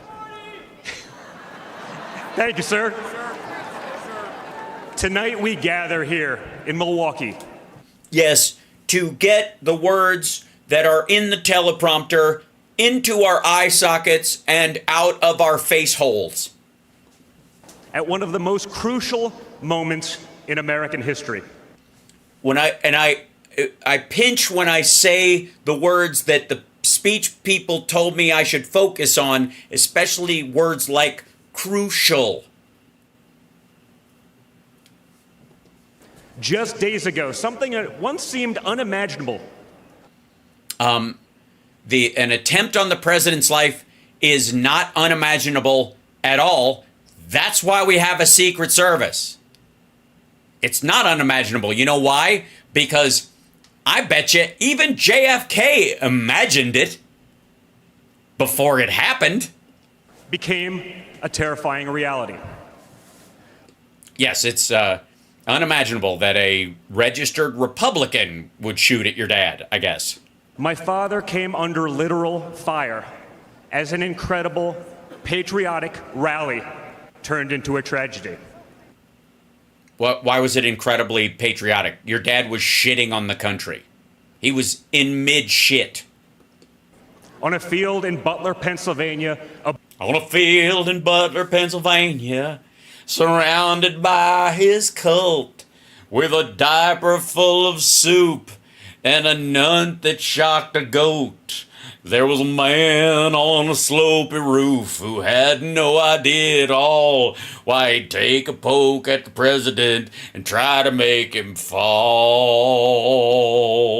Oh, it's the ballad of the Donald, and you know what I say, that everybody likes him except the women and the gays. Oh, it's the ballad of Butler, Pennsylvania on a stage, 'cause he wouldn't pay to go inside and have a real gathering in a building, 'cause he's a cheap fucker. Sorry. Anyways, where was I? Now. A brave firefighter died. Others were injured. And as those bullets rained down, we...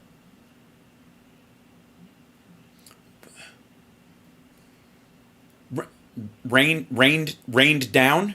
Whizzed by? Flew by. Bullets, as those bullets flew by. Rained down. He wasn't carpet bombed, you know. Came millimeters away from one of the darkest moments in our nation's history. Well, no. I mean, honestly, it would have been sad, certainly for your family and others, and I don't want it to happen, but it's way worse when it's a sitting president, because that would affect the country overall. Just saying. But we did lose an American hero that day. We wish that he were with us tonight. With us tonight. But his memory will live on forever in the hearts of his family, his community, and the nation that he loved. What was his name? And also, what's up with that dude's fucking haircut? And the nation that he loved. Yikes. I honestly, Secret Service, I would go after that dude. There's no fucking way. Hold on. His community and the nation that he loved. Secret Service, seriously, how are you not tackling this dude right now? I know you're afraid to frisk him because you're like, is this all bone? But please.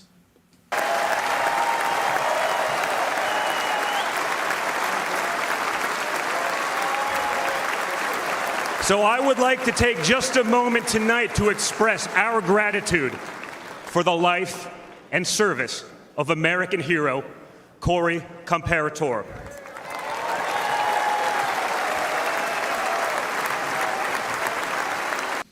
Trump's like, who?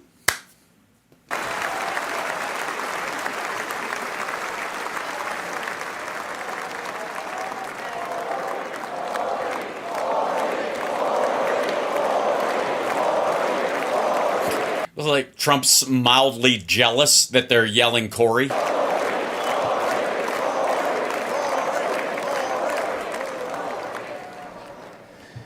They say you can't truly know how you'll respond in a moment of danger until you're actually confronted with it. You were fishing, I think. So what was my father's instinct as his life was on the line? To cover his ear and dive to the ground? Not to cower, not to surrender, but to show for all the world to see that the next American president has the heart of a lion. Wait. They're just going to move on. Like, I thought they were going to talk about this dude. Fuck you. Hold on. Wait. Corey Contemporary. Wait, back the fuck up. Listen to this shit.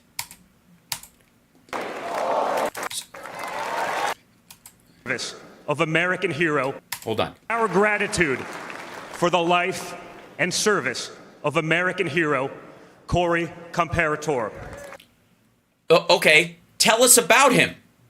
Wouldn't you go, here's a man who, in this shocking thing while the bullets were flying around, he dove. I swear to God, I thought he was going to say, you never know what you're going to do in these moments, but Corey jumped in front of his own family and protected them with his own body, which is the heroic story of this, and he fucking moved on. This is fucking terrible. This is grotesque. The fuck? Why would you... The dude... I mean, the story as we know it is that this dude put his body in between his family and the shooter and protected himself. And you're going to tell us that Trump had the fucking ferocity of a lion because he was surrounded... He'd already heard them say the shooter is down. We know he'd heard them say that. So he's like, I have the heart of a lion now that all the hyenas are gone. Whatever the fuck are you... And then...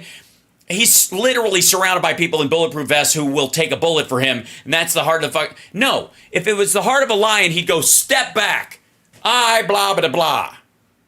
He didn't do that. He did it over the top of the woman who was blocking his vital organs. Heart of a lion. Shut the fuck up. And then the fact that you bring up this father and then go, you never know what you're going to do, almost like they're teasing the story of what this man did, and then divert it to your fucking dad's fist picture?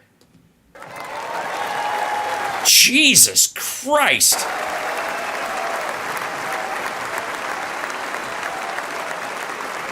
I gotta be completely honest. I thought he was gonna tell, like, you never know what you're gonna do.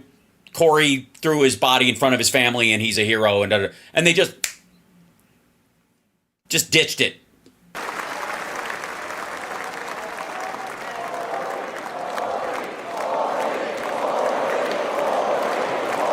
What are you smiling about, motherfucker? They're not yelling Corey. That's not your fucking name. Do you see that? He was basically like, thank you. They're chanting Corey.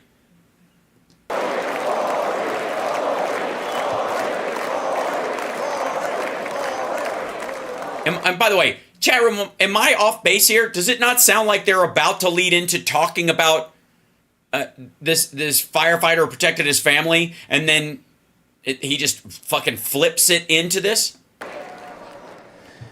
They say you can't truly know how you'll respond in a moment of danger until you're actually confronted with it.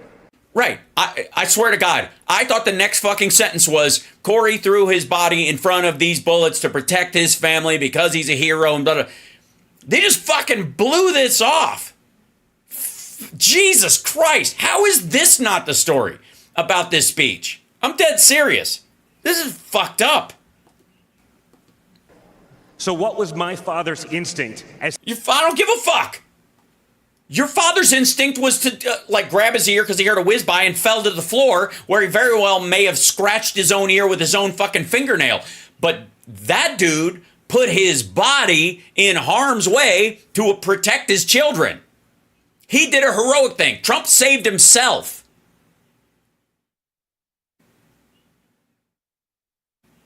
What the fuck? His life was on the line. not to cower, not to surrender. He laid down. He literally laid down because the banner around the stage is bulletproof. He absolutely did cower. He stayed down till people around him said, we can move. And then he got up. And then, oh my fucking God, this is, fuck you. But to show for all the world to see that the next American president has the heart of a lion.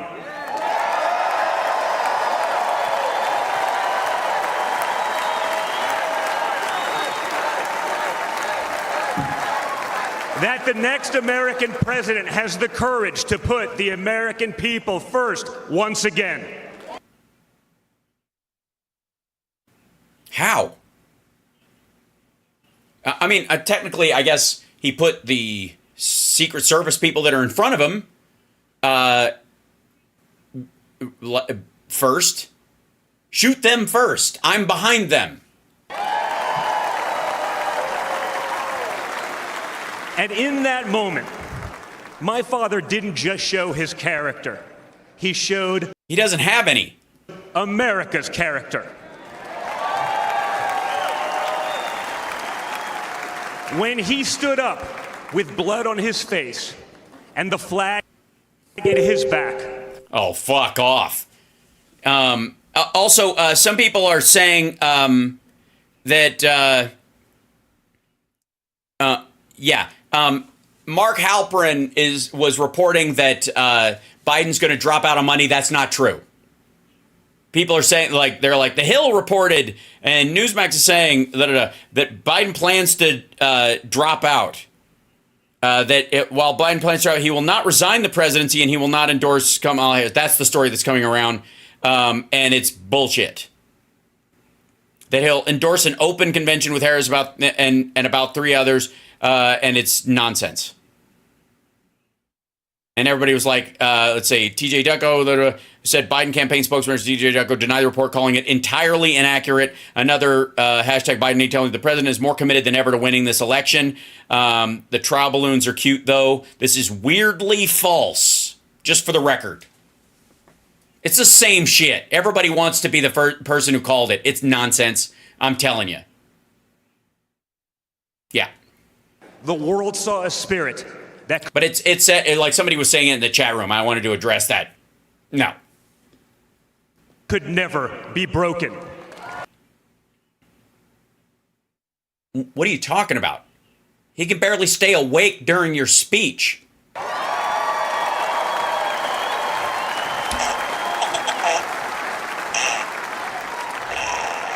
And that is the true spirit of America.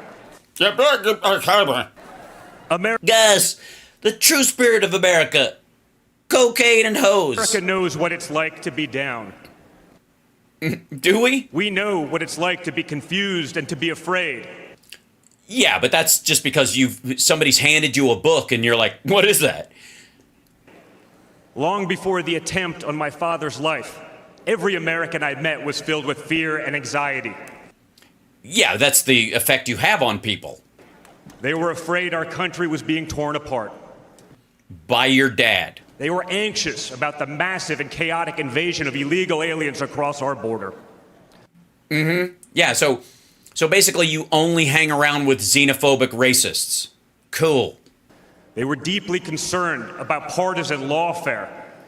Sure they were. Let me guess, they were all wearing suits made of bricks. Education, indoctrination, and attacks on freedom of speech. Oh, this is... Ew! Is that the daughter Don Jr. called sexy in the chair? And then Trump reaches out and pulls her over? Most terrifying of all, they saw that our leaders... Now watch this when she walks by. I saw this shot earlier. ...didn't care. Or worse. Or she leaves the other way. So there's another shot where she walks by this way and he's like leering. Ugh. That they joyfully aided and abetted the erosion of our rights. What, your rights to a two-tier justice system that allows rich people to get away with shit? Sorry. And the lies. Oh. Oh, the lies your father told. Oh, yeah, the lies. Oh, yeah, the lies. Like that Eric is Gary Busey's kid. Hey, I once met Ivana at a party, and we'd had a couple of mint juleps, and we were having a good time. And next thing you know, she's making a weird phone call going, God damn, this kid's got gums. We won't ever forget the lies. From left-wing politicians, from their allies in the media. When you hear them in a row, you fully... Oh, when they were like, you mean like they were saying they believed Trump would become more presidential? Understand the extent they have gone to divide this great nation. Well, it certainly wasn't the infrastructure bill that was bipartisan and literally builds bridges. They lied about Russia collusion. No, they didn't. Your dad did. They lied about Hunter's laptop. I'm sorry, what laptop would that be? I have never seen it, neither of you. You have hundreds and thousands of pictures of people's lunch out there, and nobody's got a picture of this fucking magic laptop that was dropped off by a guy, for the record, who looks just like you, the only Mac repairman who happens to know Rudy Giuliani's attorney personally and is a big maggot and can't see 6 inches past his face. Couldn't pick... honest to God, if Hunter Biden and Don Jr. were in the same lineup, the guy who who said he had the laptop, he couldn't pick them apart. He literally couldn't tell Don Jr. and Hunter apart. Couldn't do it. But, please, go ahead. They lied about Joe Biden's fitness for office. Yeah, even as weak as he is with his bad back and his busted ankle, he's still just mopping the floor with your dad's record. They lied about the border being secure. They lied about inflation being transitory. No, they didn't. It's coming down, or it would have been permanent. They lied about how they would safely withdraw from Afghanistan. No, your dad lied about safely withdrawing from Afghanistan. He intended to stay forever. They lied about Biden being a, quote, moderate. No, they didn't. As a matter of fact, that's one of the reasons why the knives are out for him among certain House Democrats. And they told one nonstop lie after another about my father. Like what? That he says stars can grab women by the pussy and they have to put up with it, or the fact that he has no secured loans that didn't come through a foreign bank, not a single one, or that he was best friends with Jeffrey Epstein for over 2 decades. But they could only run away from reality for so long. All hell has broken loose in America, and it's impossible to hide anymore. It is impossible to hide anymore. All hell has broken loose in America, and it's impossible to hide anymore. Cocaine causes tongue swelling in some people, largely because there is a hole in the hard palate, and while sleeping, if the person doesn't wear a well-fitted hard palate cover, it will cause them to, through their sinuses, suck on their tongue and cause it to swell on one side or the other, depending on which side of their body they lay on. And I don't know why I'm bringing this up. Hide more.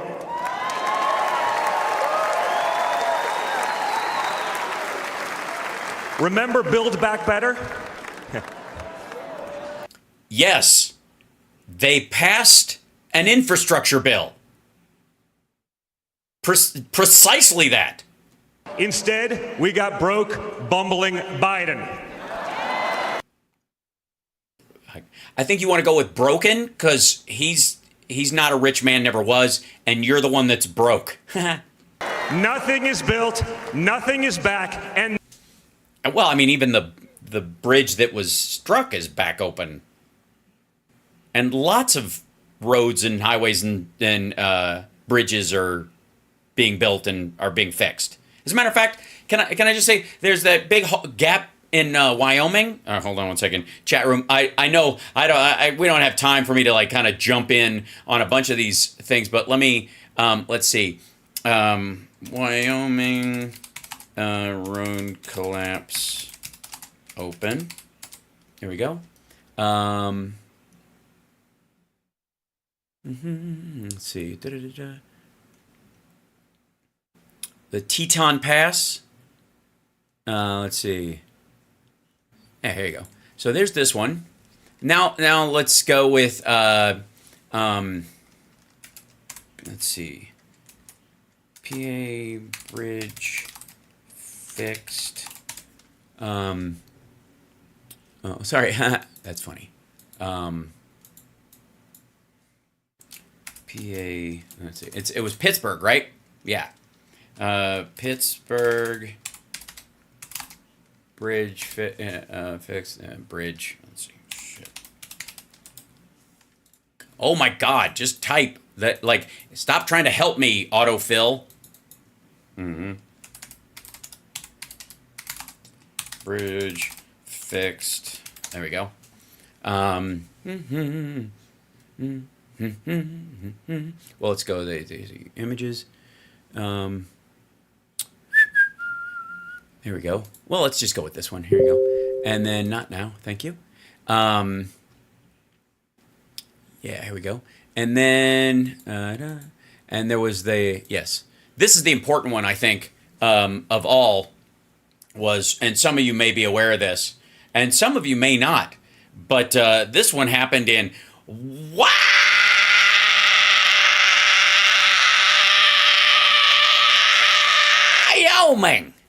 The Teton Pass, ladies and gentlemen. I hate Joe Biden, but let me tell you something. The Teton Pass only took them 3 weeks after the landslide to help them reopen it, and Pete Buttigieg did a great job fixing it up here in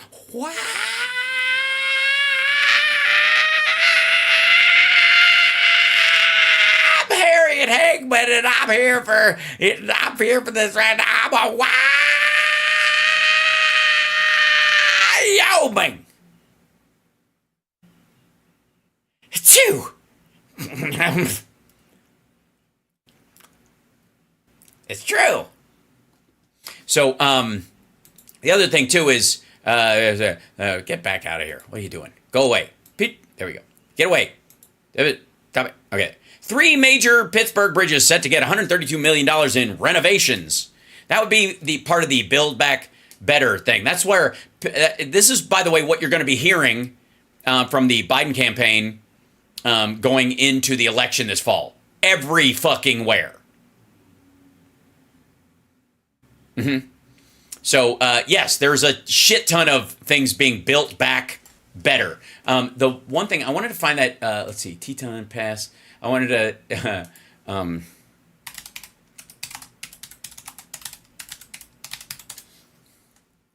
yeah. Images.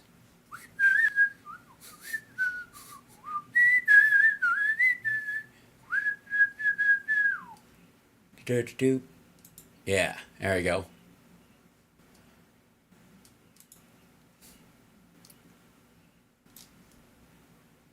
Just trying to get out of here. There we go.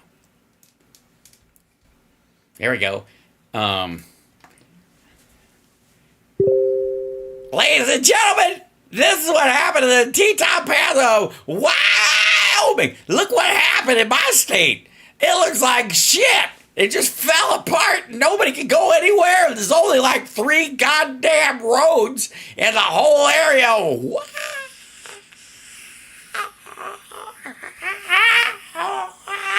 Wyoming. And then they fixed it. And then, let's see. It looks better now. Where is it?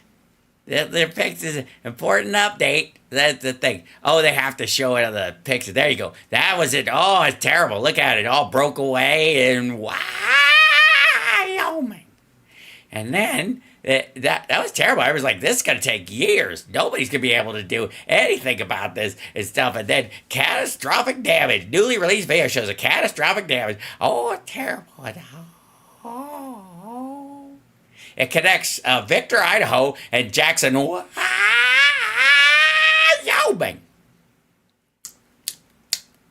And then they fixed it, and it's all better now. There we go. Anyways, there you have it. Wyoming.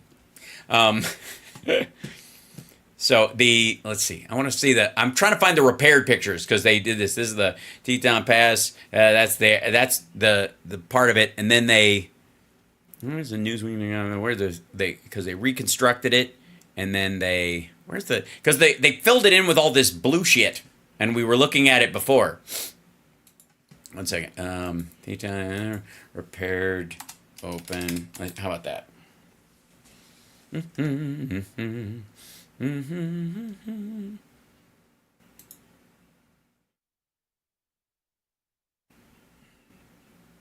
There's your Wyoming news source. There you go. I'll find it. Anyways, it got fixed. Is the built in the back end the better? It's better. There you go. Hold on. Whoop. Let me move this down here. Back to this dipshit. Nothing is better. Well, not for you, I guess, which is better for me. And by the way, the stock market is higher, wages are higher, unemployment is low.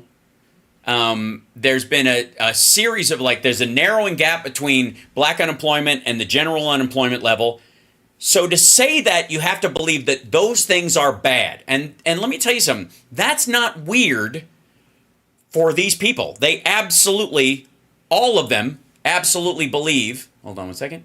This is and this. Oh, thank you. Yes. Mark, thank you so much. Opening this. This would be that picture. Thank you. This is the, bless you, Mark Kremer, for putting this in here. So there you go. This is the gap.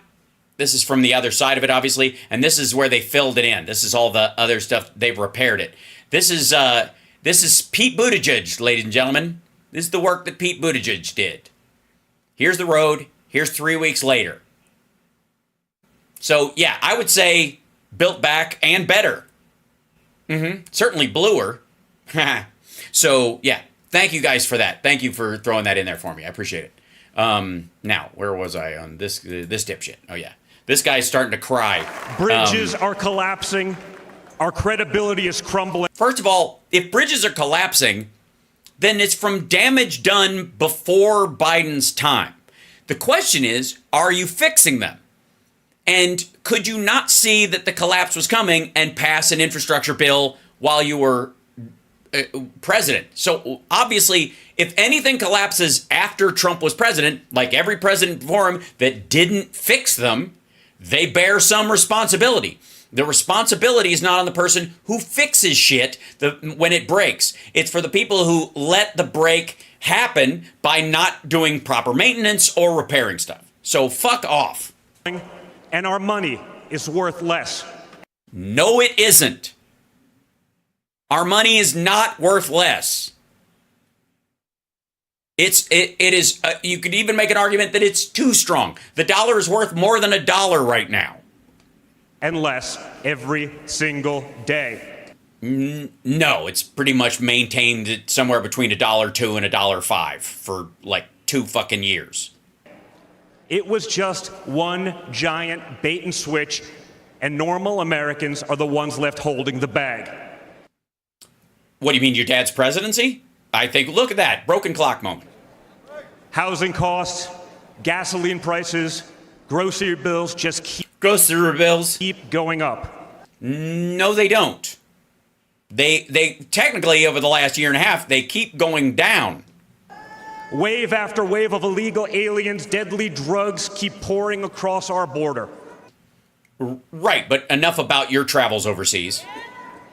Meanwhile, pro-crime district attorneys have turned our cities into giant crime zones. With the biggest declines in crime in decades. They've turned criminals into victims Wait a minute. Isn't that what you say about your dad? Yeah, the dollar is worth $1.03 right now. Prosecutors into criminal defense attorneys and police into public enemies. Yeah, you guys have been shitting all over them. I mean, the way you talked about the Mar-a-Lago search warrant as if it was a raid, like they fucking kicked the door in with machine guns. I mean, I haven't seen anybody in my circle shit on cops like that. Left-wing activists are pretending to be educators, teaching our kids that there are 57 genders, but they can't even define what a woman is. A woman is I mean, there's a myriad of ways of doing it. The primary one is an adult biological female, but also it's a question of maturity. So you could have a woman, you could have a female who's an adult who maybe doesn't measure up to the standards of what it means to be a woman, in the same way that you and your dad aren't really men. You know what I mean? You may be an adult male, but that doesn't make you a man. You know what I mean? Right? I would argue that Corey Contemporary, I beg your pardon, I'm fucking up his name, that guy, he's a man. He saved his family, threw his body in front of bullets to save them. That would be a man, right? As opposed to just an adult male. Yeah? So so there is the colloquial definition of a woman, and then there's the material definition of a woman. That would be the primary one. There's trans women as well. But also if you're providing health care for someone and they're a trans woman, but they have different physical needs, then they are defined as a woman for all practical purposes, but at the same time need physical help that may be leaning towards a biological male, in the same way that you technically are a biological male and would need to go, if you were in the hospital, they might go, oh, this is a biological male in front of me, but they wouldn't go, oh, this is a man. Because obviously he lacks character. All right. Look at that lady. That is not, I'm all woman. And I'm sorry, I normally only have to do this for Trump, but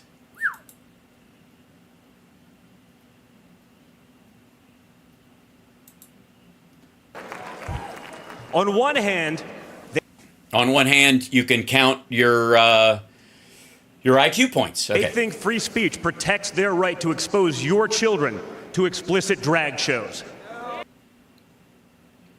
Well, no, that would be a zoning issue. And the definition of explicit, of course, which, by the way, First Amendment purists, like the crowd around you, would argue is the case, except in, ways that they are sexually selective about those things. It's not the same thing. On the other hand, they want to put you in jail for making a meme. No, nobody's been put in jail for making a meme, unless it openly threatens the life of someone. Here's what I would suggest. What if Thomas Crooks, plural? Yeah, Thomas Crooks, plural, had made a meme threatening your father's life before he took a poke at him. And we'd arrested him and put him in jail. Would you be upset by that?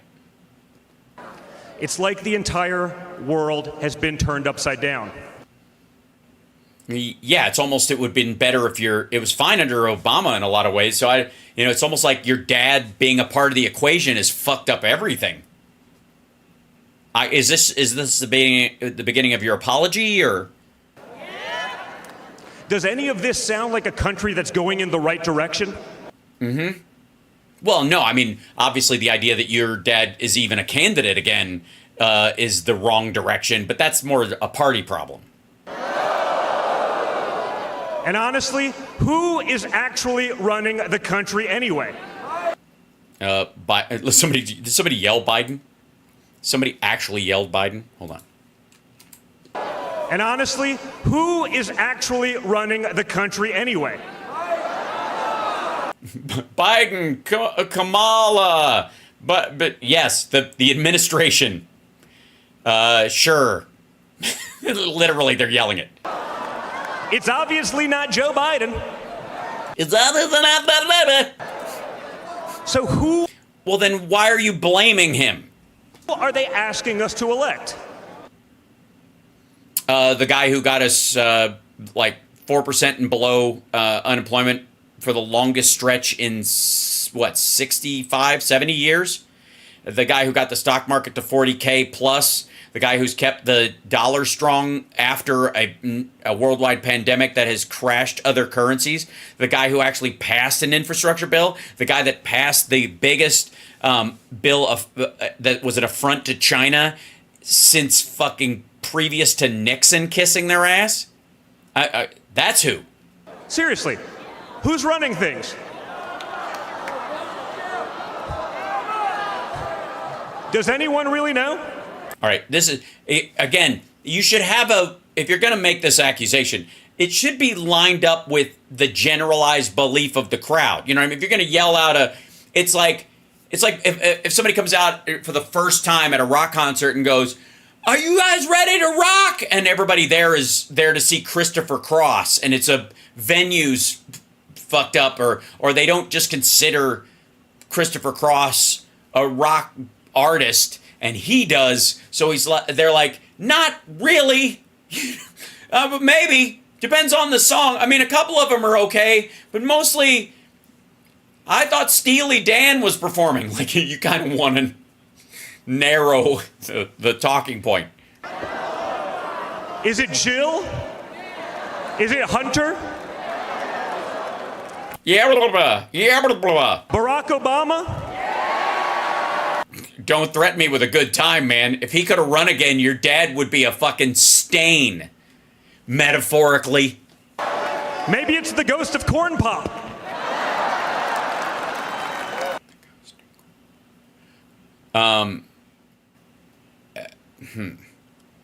Look, callbacks are a valuable part of comedy. But oftentimes when you go too far back, the problem is nobody's attached in the moment to the reference you're going to make. Corn Pop is related to a story that Biden told about a guy that he knew when he was young. Corn Pop is a reference. That's exactly the issue. So everybody in the chat room, most of us know, but a lot of us don't. That's the exact problem he's running into. Yeah, this is way funnier if you're gacked up on Pervitin and cocaine. I presume. Whoever is running the show, the only thing they are... By the way, for the record, QAnon thinks his dad is still president, and Biden has been performing the presidency from a television studio at an Amazon warehouse. Do with that what you will. Effective at is persecuting my father. They twisted, contorted, and corrupted the criminal code to turn bookkeeping errors into felonies. Yeah, they did. They did. And you know what? You know what? I'm against that. You can't twist bookkeeping errors into felonies. What would a felony be? Twisted, contorted, and corrupted the criminal code to turn bookkeeping errors into felonies. Yeah, that you can't do that. You can't triple stamp a double stamp, Lloyd. You can't. Felonies. Is that isn't that product that if you spill fennel, you wave this little rag over it and it pulls all the fennel up into the rag, so you're like you can recapture all the. This is such a reach. Felonies. Let's back up one more time. They twisted, contorted, and corrupted the criminal code to turn bookkeeping errors into felonies. They concocted. Not gonna fix that at all. Just gonna not gonna realize you because he knows he said felonies. But he's just not gonna. You know what? Fuck it. At this point, again, the QAnon people will think felonies is a code word, and who am I to disagree? New legal theories out of thin air. It's in thair is how it's pronounced. They imposed gag orders on my father because the last thing a defendant should be able to do is defend himself, right? You can speak in court. There's no such thing as an in-court gag order. I mean, they might put a spit hood on you, but yeah, you still got. I mean, even Bundy got to actually say stuff in the courtroom. He couldn't talk about. Again, they put him in jail initially. Finally after they had finally caught him, and he wasn't allowed to give rallies or some shit, but he was allowed to talk in the courtroom. Which your dad didn't do, by the way. Is there a reason why? I mean, he was facing several felonies. Is there a reason why he didn't testify in any of his own, in his defense in any courtroom, and doesn't plan to? They punished him for merely speaking the truth. Yeah, that's the problem. If you're drunk, you shouldn't try to speak the truth, and he was barely speaking the truth. Right? But. They punished him for merely speaking the truth. Yeah, hi, I'm here for the barely truth. I'm gonna tell you what, something else. Your Honor, I am standing before you, throwing myself on the mercy of the mort. And even though you put a gag order on me, I'm just trying to barely speak the truth. That's all I'm trying to do.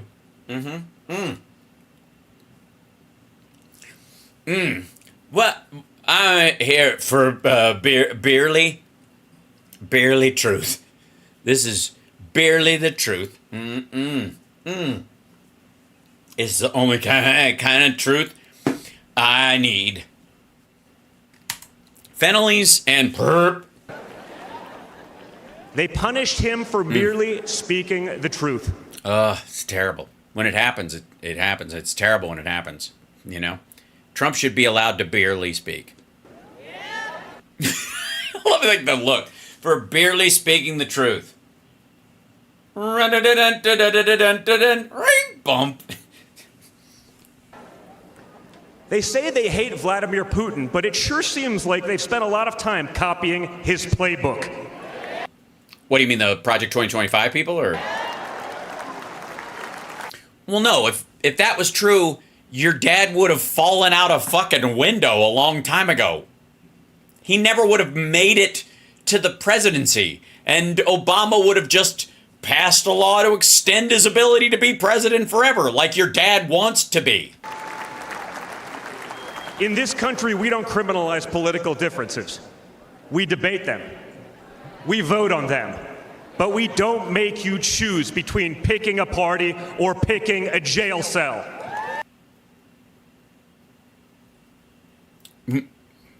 I don't know, tell that to Bob Menendez? What does that even mean? What? I know that's supposed to be a dunk of some sort. But I honestly, I don't think any of us know what the fuck you're talking about. I know it was supposed to mean something. I just think you missed.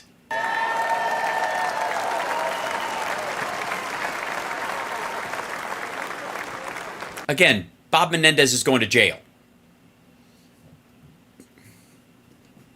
There was a time when the Democrats really wanted what was best for America. You mean before the civil rights era, when they were the Dixiecrats and they were when you're talking about the area where they were pro-slavery and anti-segregation, and then they switched over, and those people became Republicans? Yeah, I know what you mean. You mean when they were modern Republicans back in the 40s? Even if they had a different way of getting there. It was the party of Franklin Roosevelt, John F. Kennedy, Martin Luther King Jr. By the way, Republicans think that Martin Luther King Jr. was a conservative, according to them. You may have disagreed with that party, but at least you could respect it. Yes, that's why Republican governors and their ilk sicked dogs and fire hoses on people marching for the Civil Rights Act. But this new extreme Democrat Party, They want us to somehow believe that the only way forward is going backwards. Oh, you mean back to when women had equal rights with men like a few months ago? Like, a little over a year and a half ago? Where hiring decisions are based solely on race. Yeah, that's never happened. Well, I mean, I would argue it used to be that way all the time. I mean, you guys want to go back to a time when purchasing was based on race. So, yeah. Where justice is only for those with the right opinions. You mean the financial means? Where streets are a luxury only for the elite. What? Streets are a luxury only for the elite? You guys want to eliminate the Department of Transportation. Where economic... Honestly, I gotta say, nobody in the audience seems to know what the ever-loving fuck he was talking about. I would like to say that most of the people in that audience at this thing are like cul-de-sac right-wingers from the suburbs who want private roads. Opportunity exists only when you know the right people. Right, yeah, like the personal banker at Deutsche Bank or Jeffrey Epstein. Right now, again, they don't know how to respond to this. They're like, yeah, that's how it should work. Isn't that what we're fighting for? Wait a minute. The Democrats want what we want? The America we all grew up with, the America that we love, feels like an old photograph. Well, that's true of everybody who actually grew up a while back. Everything's an old photograph. That's how photographs work. Don't listen to me. Listen to Nickelback. Look at this photograph. Every time I do it makes me laugh. Sit down with your children and tell them what life used to be like. Dude, your dad doesn't even sit down with you. You look back at that America and remember a country that was confident and proud. And broke and dangerous and full of leaded gasoline and pipes and lines for miles for gasoline in the 70s, and the president had stepped down or been fucking shot, or Kent State, or the fucking 81 crash, or the 9/11. What are you talking about? There was no moment where there was like, oh man, look back, that was so fucking, that little window, everything was just fine, and then you motherfuckers rolled in and screwed it up. An America that knew who it was and what it stood for.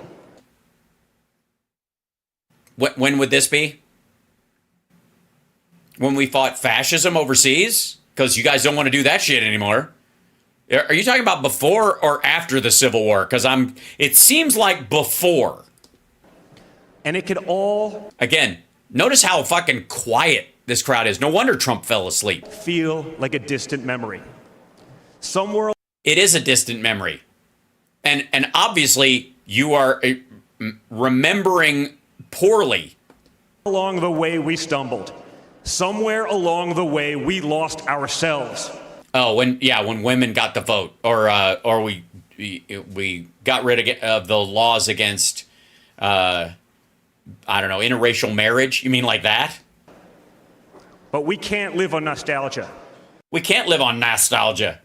Yes, America was great, but our greatest days are yet to come. Oh, I see. He stole. That's not right. That's my line, you motherfucker.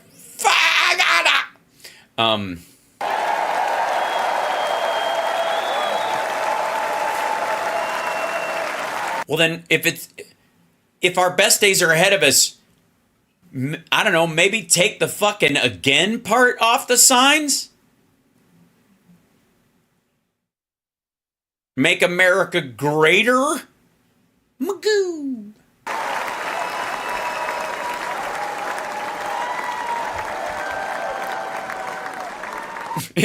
The blinks and the nods of someone who just read a section of a speech They don't actually understand. Do you think they're buying it or any of this shit? Does anybody know what the fuck I'm talking about? 'Cause I sure as shit don't. Because no matter how far off that old photo may feel, asshole, you don't have any black and white pictures in your whole fucking family. it's not the end of our story. Well, I mean, it might be for the Trumps. I would argue that this is the beginning of the end of the Trump story. I mean, Ivanka might be able to salvage some part of it, but yeah, you guys are fucking done. We're like that man who stood on that platform and felt the bullet pierce his flesh just days ago in Pennsylvania. The firefighter who died? No, you're not. He may have... You mean the other two people who were shot? ...have moved to the ground, but he stood back up. Moved to the ground? What is this? No, he didn't. They lifted him up. They literally said, we're going to move him. Here we go. And he's like, let me get my shoes. Hang on a second. Fight, fight, fight. Who? Whoever shot at me. He was a Republican. Shit.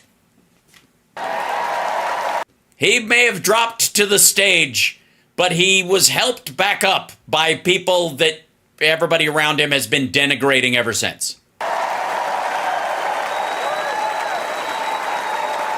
Oh my God. I literally, like, Lou Dobbs just died, and I thought that was a Lou Dobbs mask. That's really weird. That is a like, if you're Trump, you're mad that someone is wearing that, or carrying it, or whatever the fuck it is. Oh, he's wearing it as a mask. Yeesh. And when he did, my father raised his fist into the air. And said, this has been inside Kimberly. Sorry. He looked out at the crowd. And he said, they killed the guy that shot at me, and I'm surrounded by people who will die if anybody else tries to take a shot, and I really am not self-aware enough to know that there might be a second shooter, so I'll make a fist and clamor about some shit. And what did he say? Let me get my shoes. Wait, hang on a second. Fight, fight, fight. Okay, let's go.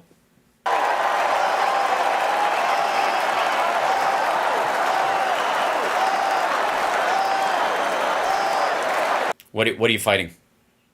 Honest to God, what are you fighting? You fighting the guy that took a poke at him because he was a Republican?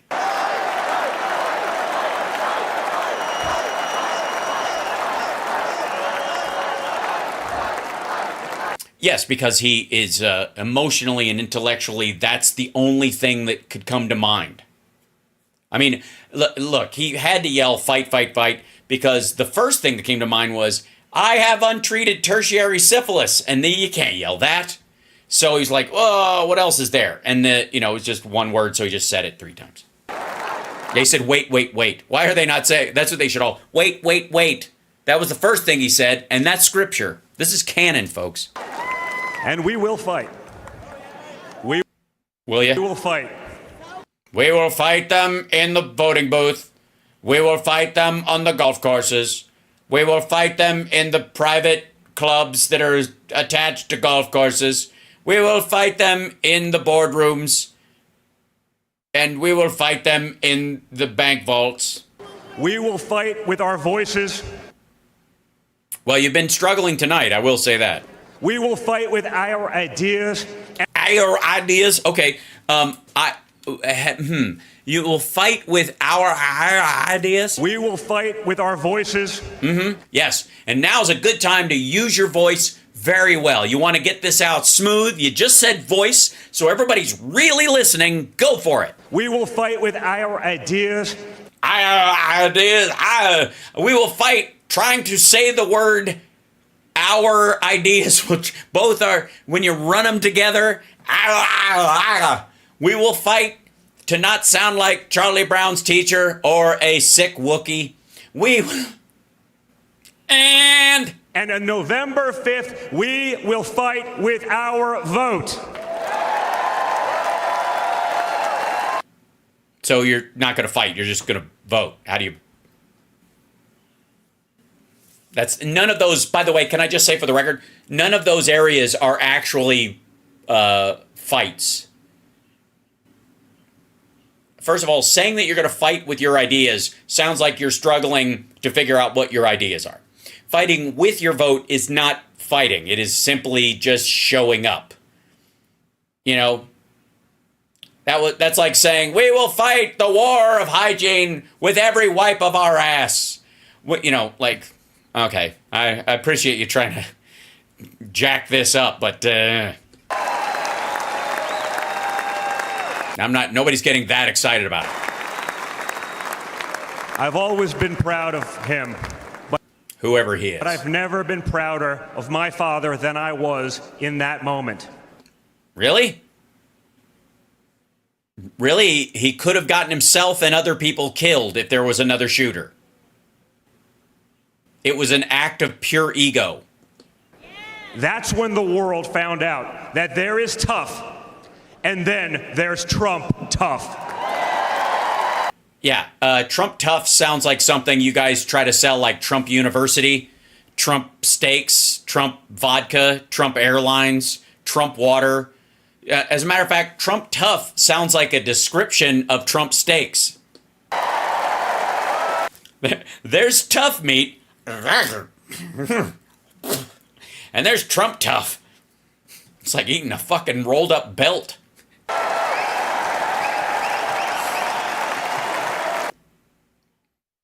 Can somebody call the QAnon people? What is that? What was that visual insert of the two kids? Why would you cut to the two kids playing with each other's mouths?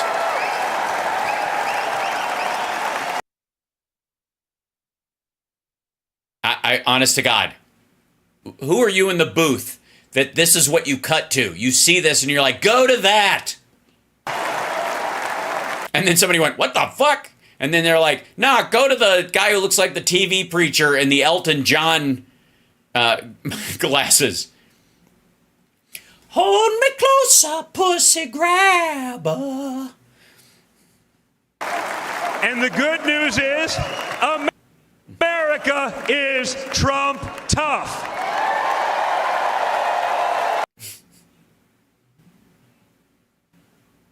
Yeah, I would say try harder. I would argue we're way tougher than that. Yeah. Because, again, Trump tough apparently involved bone spurs and 5 deferments. He didn't choose that battle. He thought it was never going to happen. Here's what. Let's see if Trump does an outside rally again between now and the election. What do you think the chances are?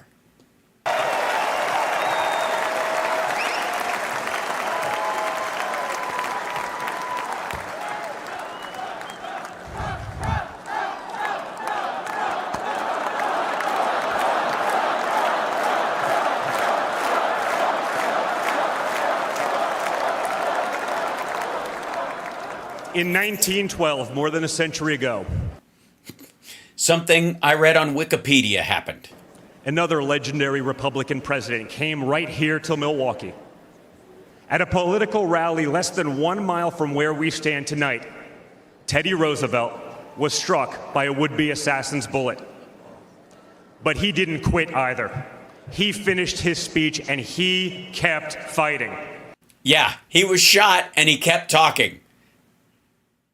I wouldn't bring it up. He finished his speech with a bullet in him. Like, your dad got clipped by a piece of glass from the teleprompter, and they scooped him up, and he went away, and he made a little fisting motion, and then he left. And he lost. Yes, and Teddy lost that election.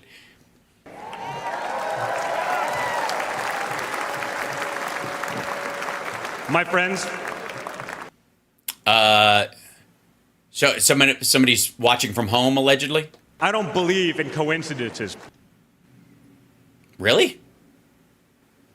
You don't believe two things happen together that are unrelated? But I do believe in God's plan. I see. So God planned for a Republican to shoot at your dad because he really needed to kill a firefighter and wound two other people. And he needed your dad's help to do it. So he fixed it so your dad can't afford or refuses to pay for indoor venues so this could happen. So and I guess he must be working through Jack Smith and others to use up your dad's money in these court cases so that he could just force him to be outside. So this guy could, it's a great plan. It's a great plan.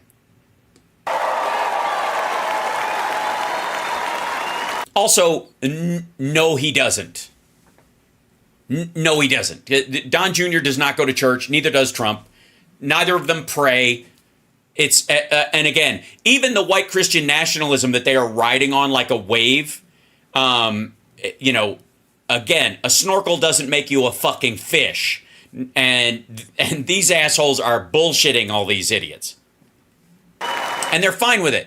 Let me be abundantly clear. None of the real Christians, or if there are any at all, or even fake Christians in this fucking crowd, believe that Trump, you know, Jr. or Senior or Eric or anybody believes in God's plan at all. Not at all. None of them believe that shit. At all. But they're okay with him lying to them because they figure God will use a liar to get the thing done. Look at the Supreme Court. Yeah, it was God's plan that Melania not show up. It was God's plan that she talk to Barron and say, no more, you're not going to any more of these events. Today, Teddy Roosevelt's man in the arena has a name, and it's Donald J. Trump.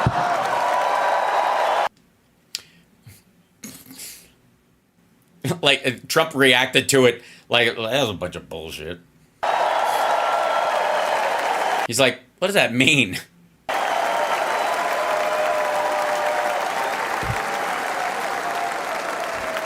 Remember, my father didn't have to run for re-election this year. Yeah, he kind of did, or he would just go to jail. He literally started his campaign early because they gave him a notice of indictment. He doesn't need the money, the fame, the power, frankly. Yeah, he does. He doesn't need the witch hunts, the phony... No, what he needs is an escape plan, and he can't come up with one because the foundation of his empire is based on him being present. So he can't go into hiding like Pol Pot or some shit. He can't bug out. Investigations or the political prosecutions either. Yeah, the political prosecutions. Nobody needs the political prosecutions. Please. He doesn't need the witch hunts, the phony investigations, or the political prosecutions either. Yeah, the political prosecutions. Nobody needs that. Come on. Do you think Trump, every time his son fucks up language, just goes, God, dude can't even talk. Who fucks up simple words like that?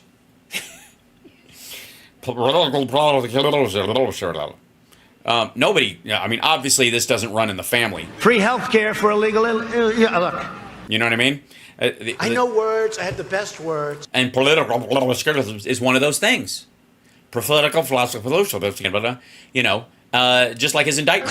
Look, wait. I agree, criminal, you know, but I want to look at... I hope they now go and take a look at the oranges. I know. It's about time. Obviously, it's nice to know that Donald Trump Jr. really is Trump's kid. The Mueller report, I wish, covered the oranges. Mm-hmm. Deliberately, willfully, and with total premeditation. Obama. Mm-hmm. Yeah. And I think one of my obstacles is one of the more normal words. Despite these obstacles, Karen. Yeah, there you go. Very similar to the problem that Junior is having. Despite these obstacles, Karen. But he knew he had to run if there was any chance of him staying out of jail. At saving America. Look at him. He's like, not really.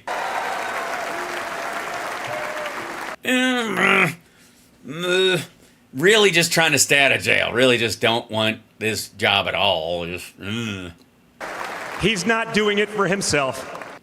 Yeah, he is. He's doing it for everyone here tonight. Oh, yeah, but no one outside that place. And only because he needs them, you know, you can't be the last man on the pile. It's like, he can't be like Burgess Meredith in that Twilight Zone episode with all the books in his glasses and he breaks his glasses. Because, A, he doesn't, isn't read. Never mind. Stupid analogy. For everyone watching at home.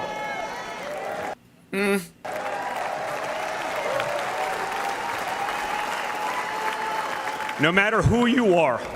Who you are. Look at me and my Hold on, sorry. Of this movement to make America great again. You. There we go. Hold on. There we go. No matter who you are. Who you are. Who you are. You can be a part of this movement to make America great again. Yes, we will chew you up and shit you out. You will be part of the bowel movement that is MAGA. Magoo. Magoo. Little dry mouth there. Probably the, what do you think, the Adderall's wearing off, or he needs a fresh batch of Pervitin and Gosar's out of town? Look at me and my friend J.D. Vance. A kid from Appalachia and a kid from Trump Tower in Manhattan. Yeah, and he went to a better school than you did. We grew up worlds apart. No, you didn't. Yet now, we're both fighting side by side to save the country we love. No, you're both fighting to, I think, protect crypto. Yeah, I think primarily that's their bond. Both of these assholes, him and J.D. Vance, want to create a crypto bug out scheme so they don't have to pay taxes because fuck America. And by the way, J.D. Vance is going to make one hell of a vice president. Of an insurance company.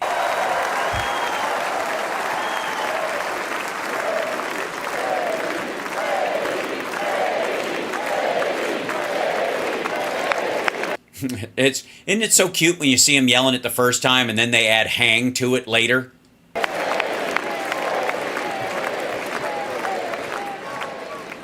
For those of you who have tuned out politics or fallen asleep listening to this, Daddy, or have never even voted, I want you to know. I'm shocked you're watching this. If you're looking for a better life, a more prosperous future. Can I interest you in a timeshare in West Palm Beach? A safer, more wholesome and patriotic place to call home?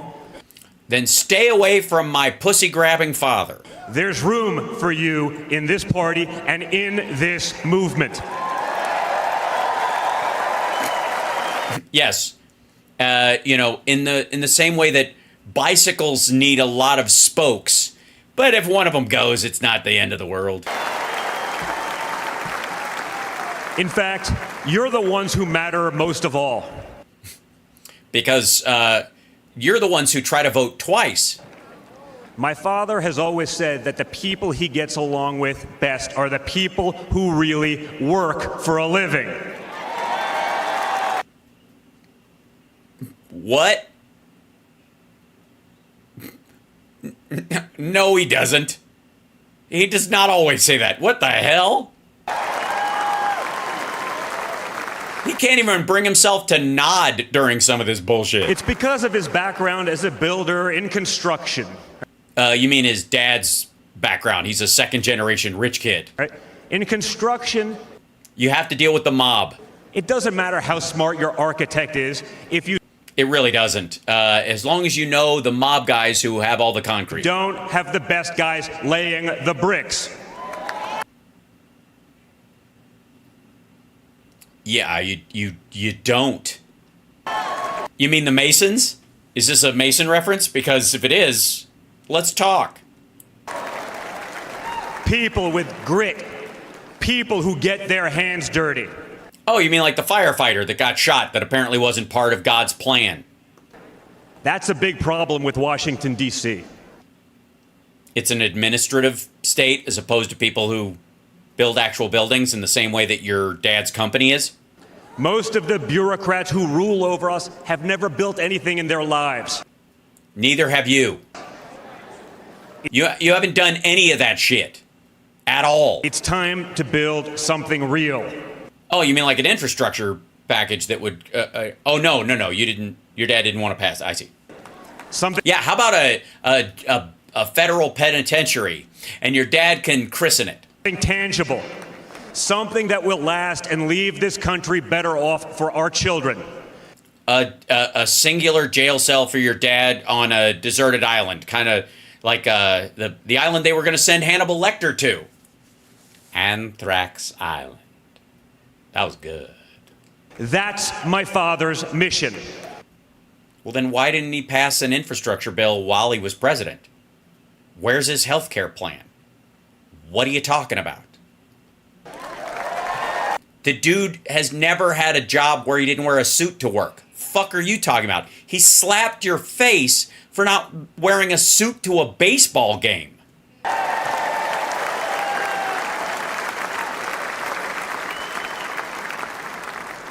This November, we have a choice. Yeah. Somebody who's actually improved the economy and gotten the country vaccinated and passed an infrastructure bill and lowered the cost of prescription drugs and insulin and has a plan to do more of that in his first 100 days. Cheryl, I do, but I have my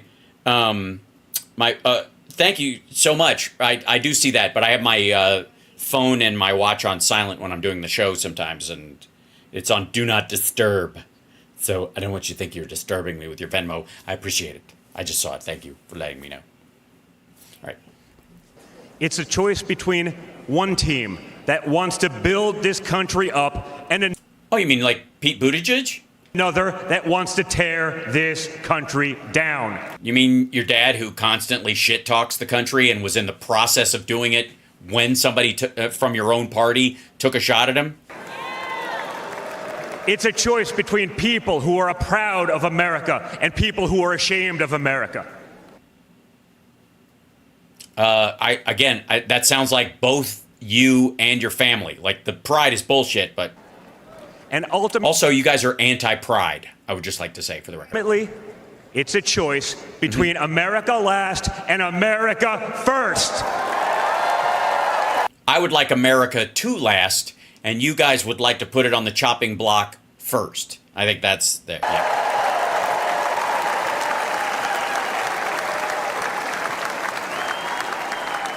So if you love this country from I do. The bottom of your heart. I don't actually, it doesn't have a sector. If you want to bring back common I love it from, I gotta say, from the top of my head to my kidneys.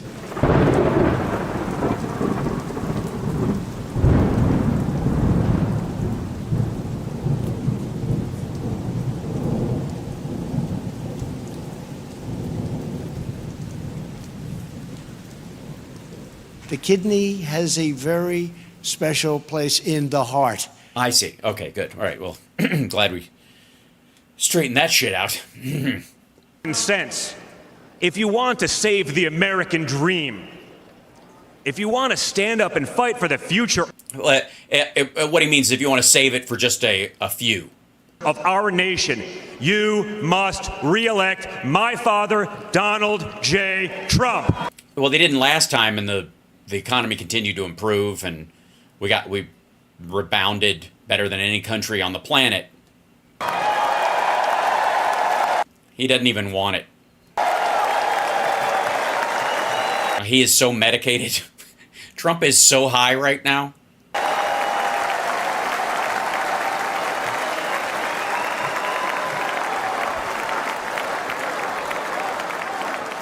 Together, we will make America great once again. Thank you. They're throwing in the O, the Make America Great Once Again. MAGOA. Thank you, Wisconsin. Hey, Sean Hannity here. Jesus Christ. Sorry, Sean, you can't just jump right in there, man. Your face is an affront to all that's holy. Good Lord.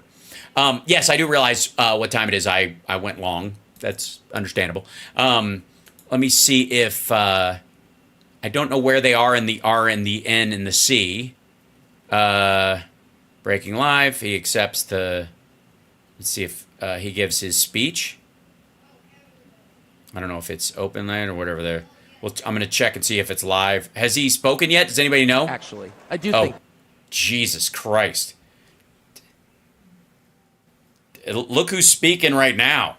Ugh.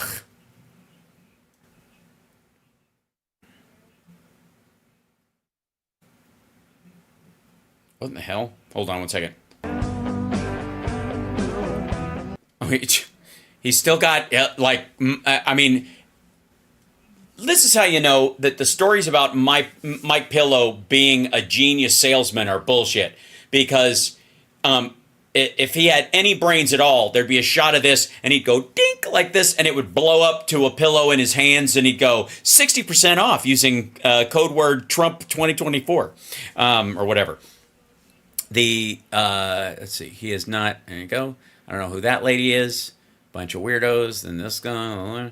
It's nobody from his cabinet. And then this is him walking out, I guess. This is him entering for the final night.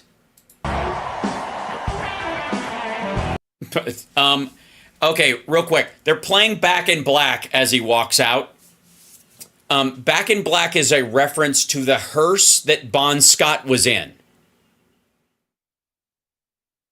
Do you realize this is a reference to Bon Scott died, bless his heart, choked on his own vomit, and the song Back in Black is about like how he'll kind of live forever after he died. And the black they're talking about is the hearse. Yeah, for real. Thank you. Thank you. Thank you. Who's that lady? Thank you. Thank you. Yeah, okay, I'll just sit here and thank you. Hey, oh, you're wearing a t-shirt. Okay, hey. Who's the blonde? Can I, yeah, get the fuck out of the way. Hi, how you doing? Don't shake my hand. I'm trying to walk over and see this lady in the blue. Uh-huh.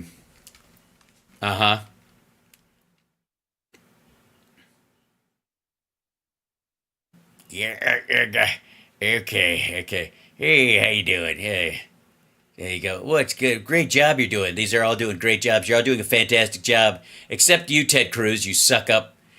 Look at fucking Ted Cruz just like clamoring to meet eyes with him. Fuck you, dude. Right, and then he goes and then and then a bunch of fisting and clapping, and then this guy comes out and says a bunch of shit. And so far, this is the final night of it. And then what? Tucker Carlson's introducing him? Is that what's happening? No, this lady is. Who's this lady? An eye for business, an uncanny ability to make things better. Donald Trump got to work. He poured hundreds of millions of dollars and his own sweat and tears into the property. Okay, yeah, because the hundreds of millions of dollars weren't his. He had a hand in virtually every vagina in the area. Everything. Yeah, he hung around a lot. And no detail was too small. Well, I mean, it's if you're operating a criminal enterprise, you gotta do a lot of on-site management. You know what I mean? He didn't just. Yeah, just so you know, mob crimes are not kind of turnkey. Once you get too comfortable, that's when you get caught. Change the carpet or apply a fresh coat of paint. He stripped this legendary resort to its core and rebuilt it the right way. Well, then why was it legendary? So he stripped the legend from it, whatever the fuck she's talking about. He did the hardest things to make it great again. carpet and paint. He also built up the resort's people. Oh, that's nice of him. Thank you, He's boss.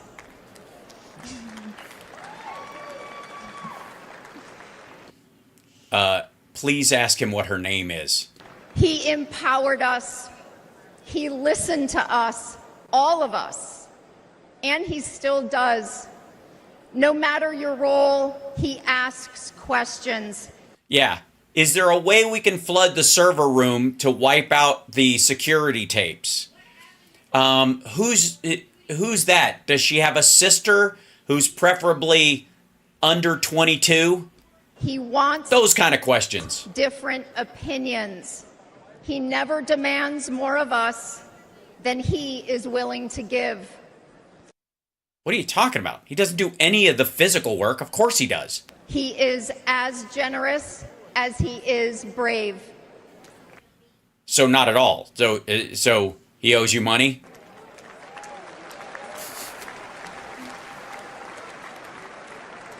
Imagine having to do this to keep your job. And to those who work for him, he provides unwavering support. Yeah, a lot of it's under the table payments to keep your fucking mouth shut, and you get into tax problem. Ask Alan Weisselberg and Michael Cohen. When he promoted me to the resort's golf general manager, it was something he really cared about. And by the way, thank God he's got somebody down home, somebody who works at a Hobby Lobby or something like that, not some highfalutin golf manager to position, it was an out-of-the-box choice in a historically male-dominated industry. I am not a golf professional. But I am a blonde. I cannot break 90 yet. But none of that mattered to President Trump. Right, because he just wants to watch blondes walk around. He looks at things differently. Yes, asses, tits, yeah. The sexes. Welcomes the unconventional. And I am proud to be among the countless women he's promoted to leadership positions. All of whom have a strangely odd resemblance to his daughter or the closest he can get. All of whom none of whom are brunettes. I might add, he did it all while no one was looking. He was looking. The simple truth is... Also, what are you talking about while no one was looking? Fuck are you talking about? He doesn't do anything if people aren't looking.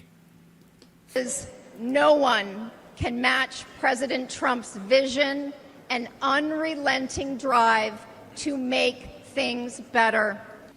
Well, I gotta say, Jeff Bezos started with an online bookstore. And Trump bought up a bunch of golf courses with Russian money, and they never turn a profit. What are you talking about?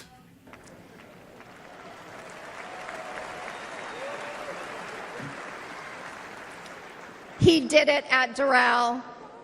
He did it as president. He will do it again. Commit crimes?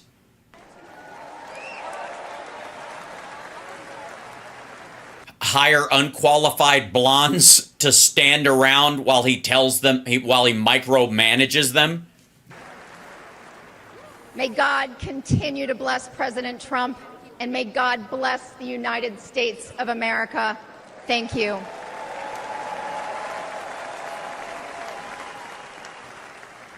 This is the final battle. With you at my side, we will demolish the deep state. We will expel the warmongers from our government. We will drive... You didn't use the one where he said warmongerers?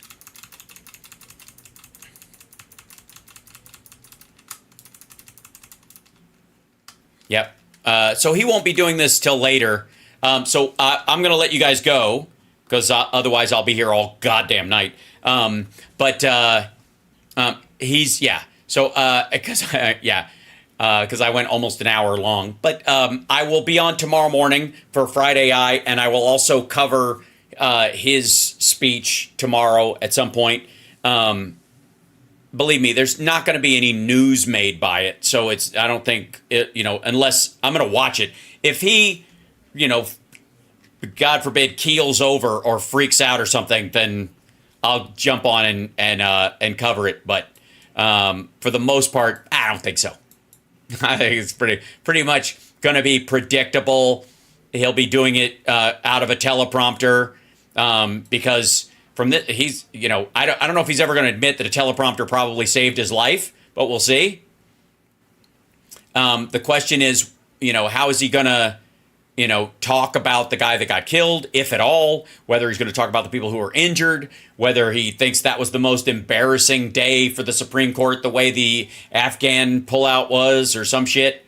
Who knows? But the convention ends tonight with his acceptance, and then that's that. And then we move into the whole, will Biden still be the nominee on Monday? He will be. Will Biden be nominated at the convention? He will be. This is some goofy shit. And yeah, he'll do the snake. Trump will do the snake, and that'll be it. Who wants me to do the snake? Lee Greenwood, come out here and sing next to me while I come out. This will be great. All right, so much love to you guys. Thank you for the support. Thank you for the likes, the subscriptions. Thank you for the hype trains on Twitch, and I will see you guys tomorrow. Whew.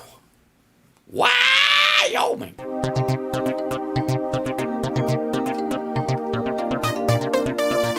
Hit that like on your way out, everybody. Thank you. And what a big crowd. Thanks so much. Even outside, it's packed. I think I have that somewhere.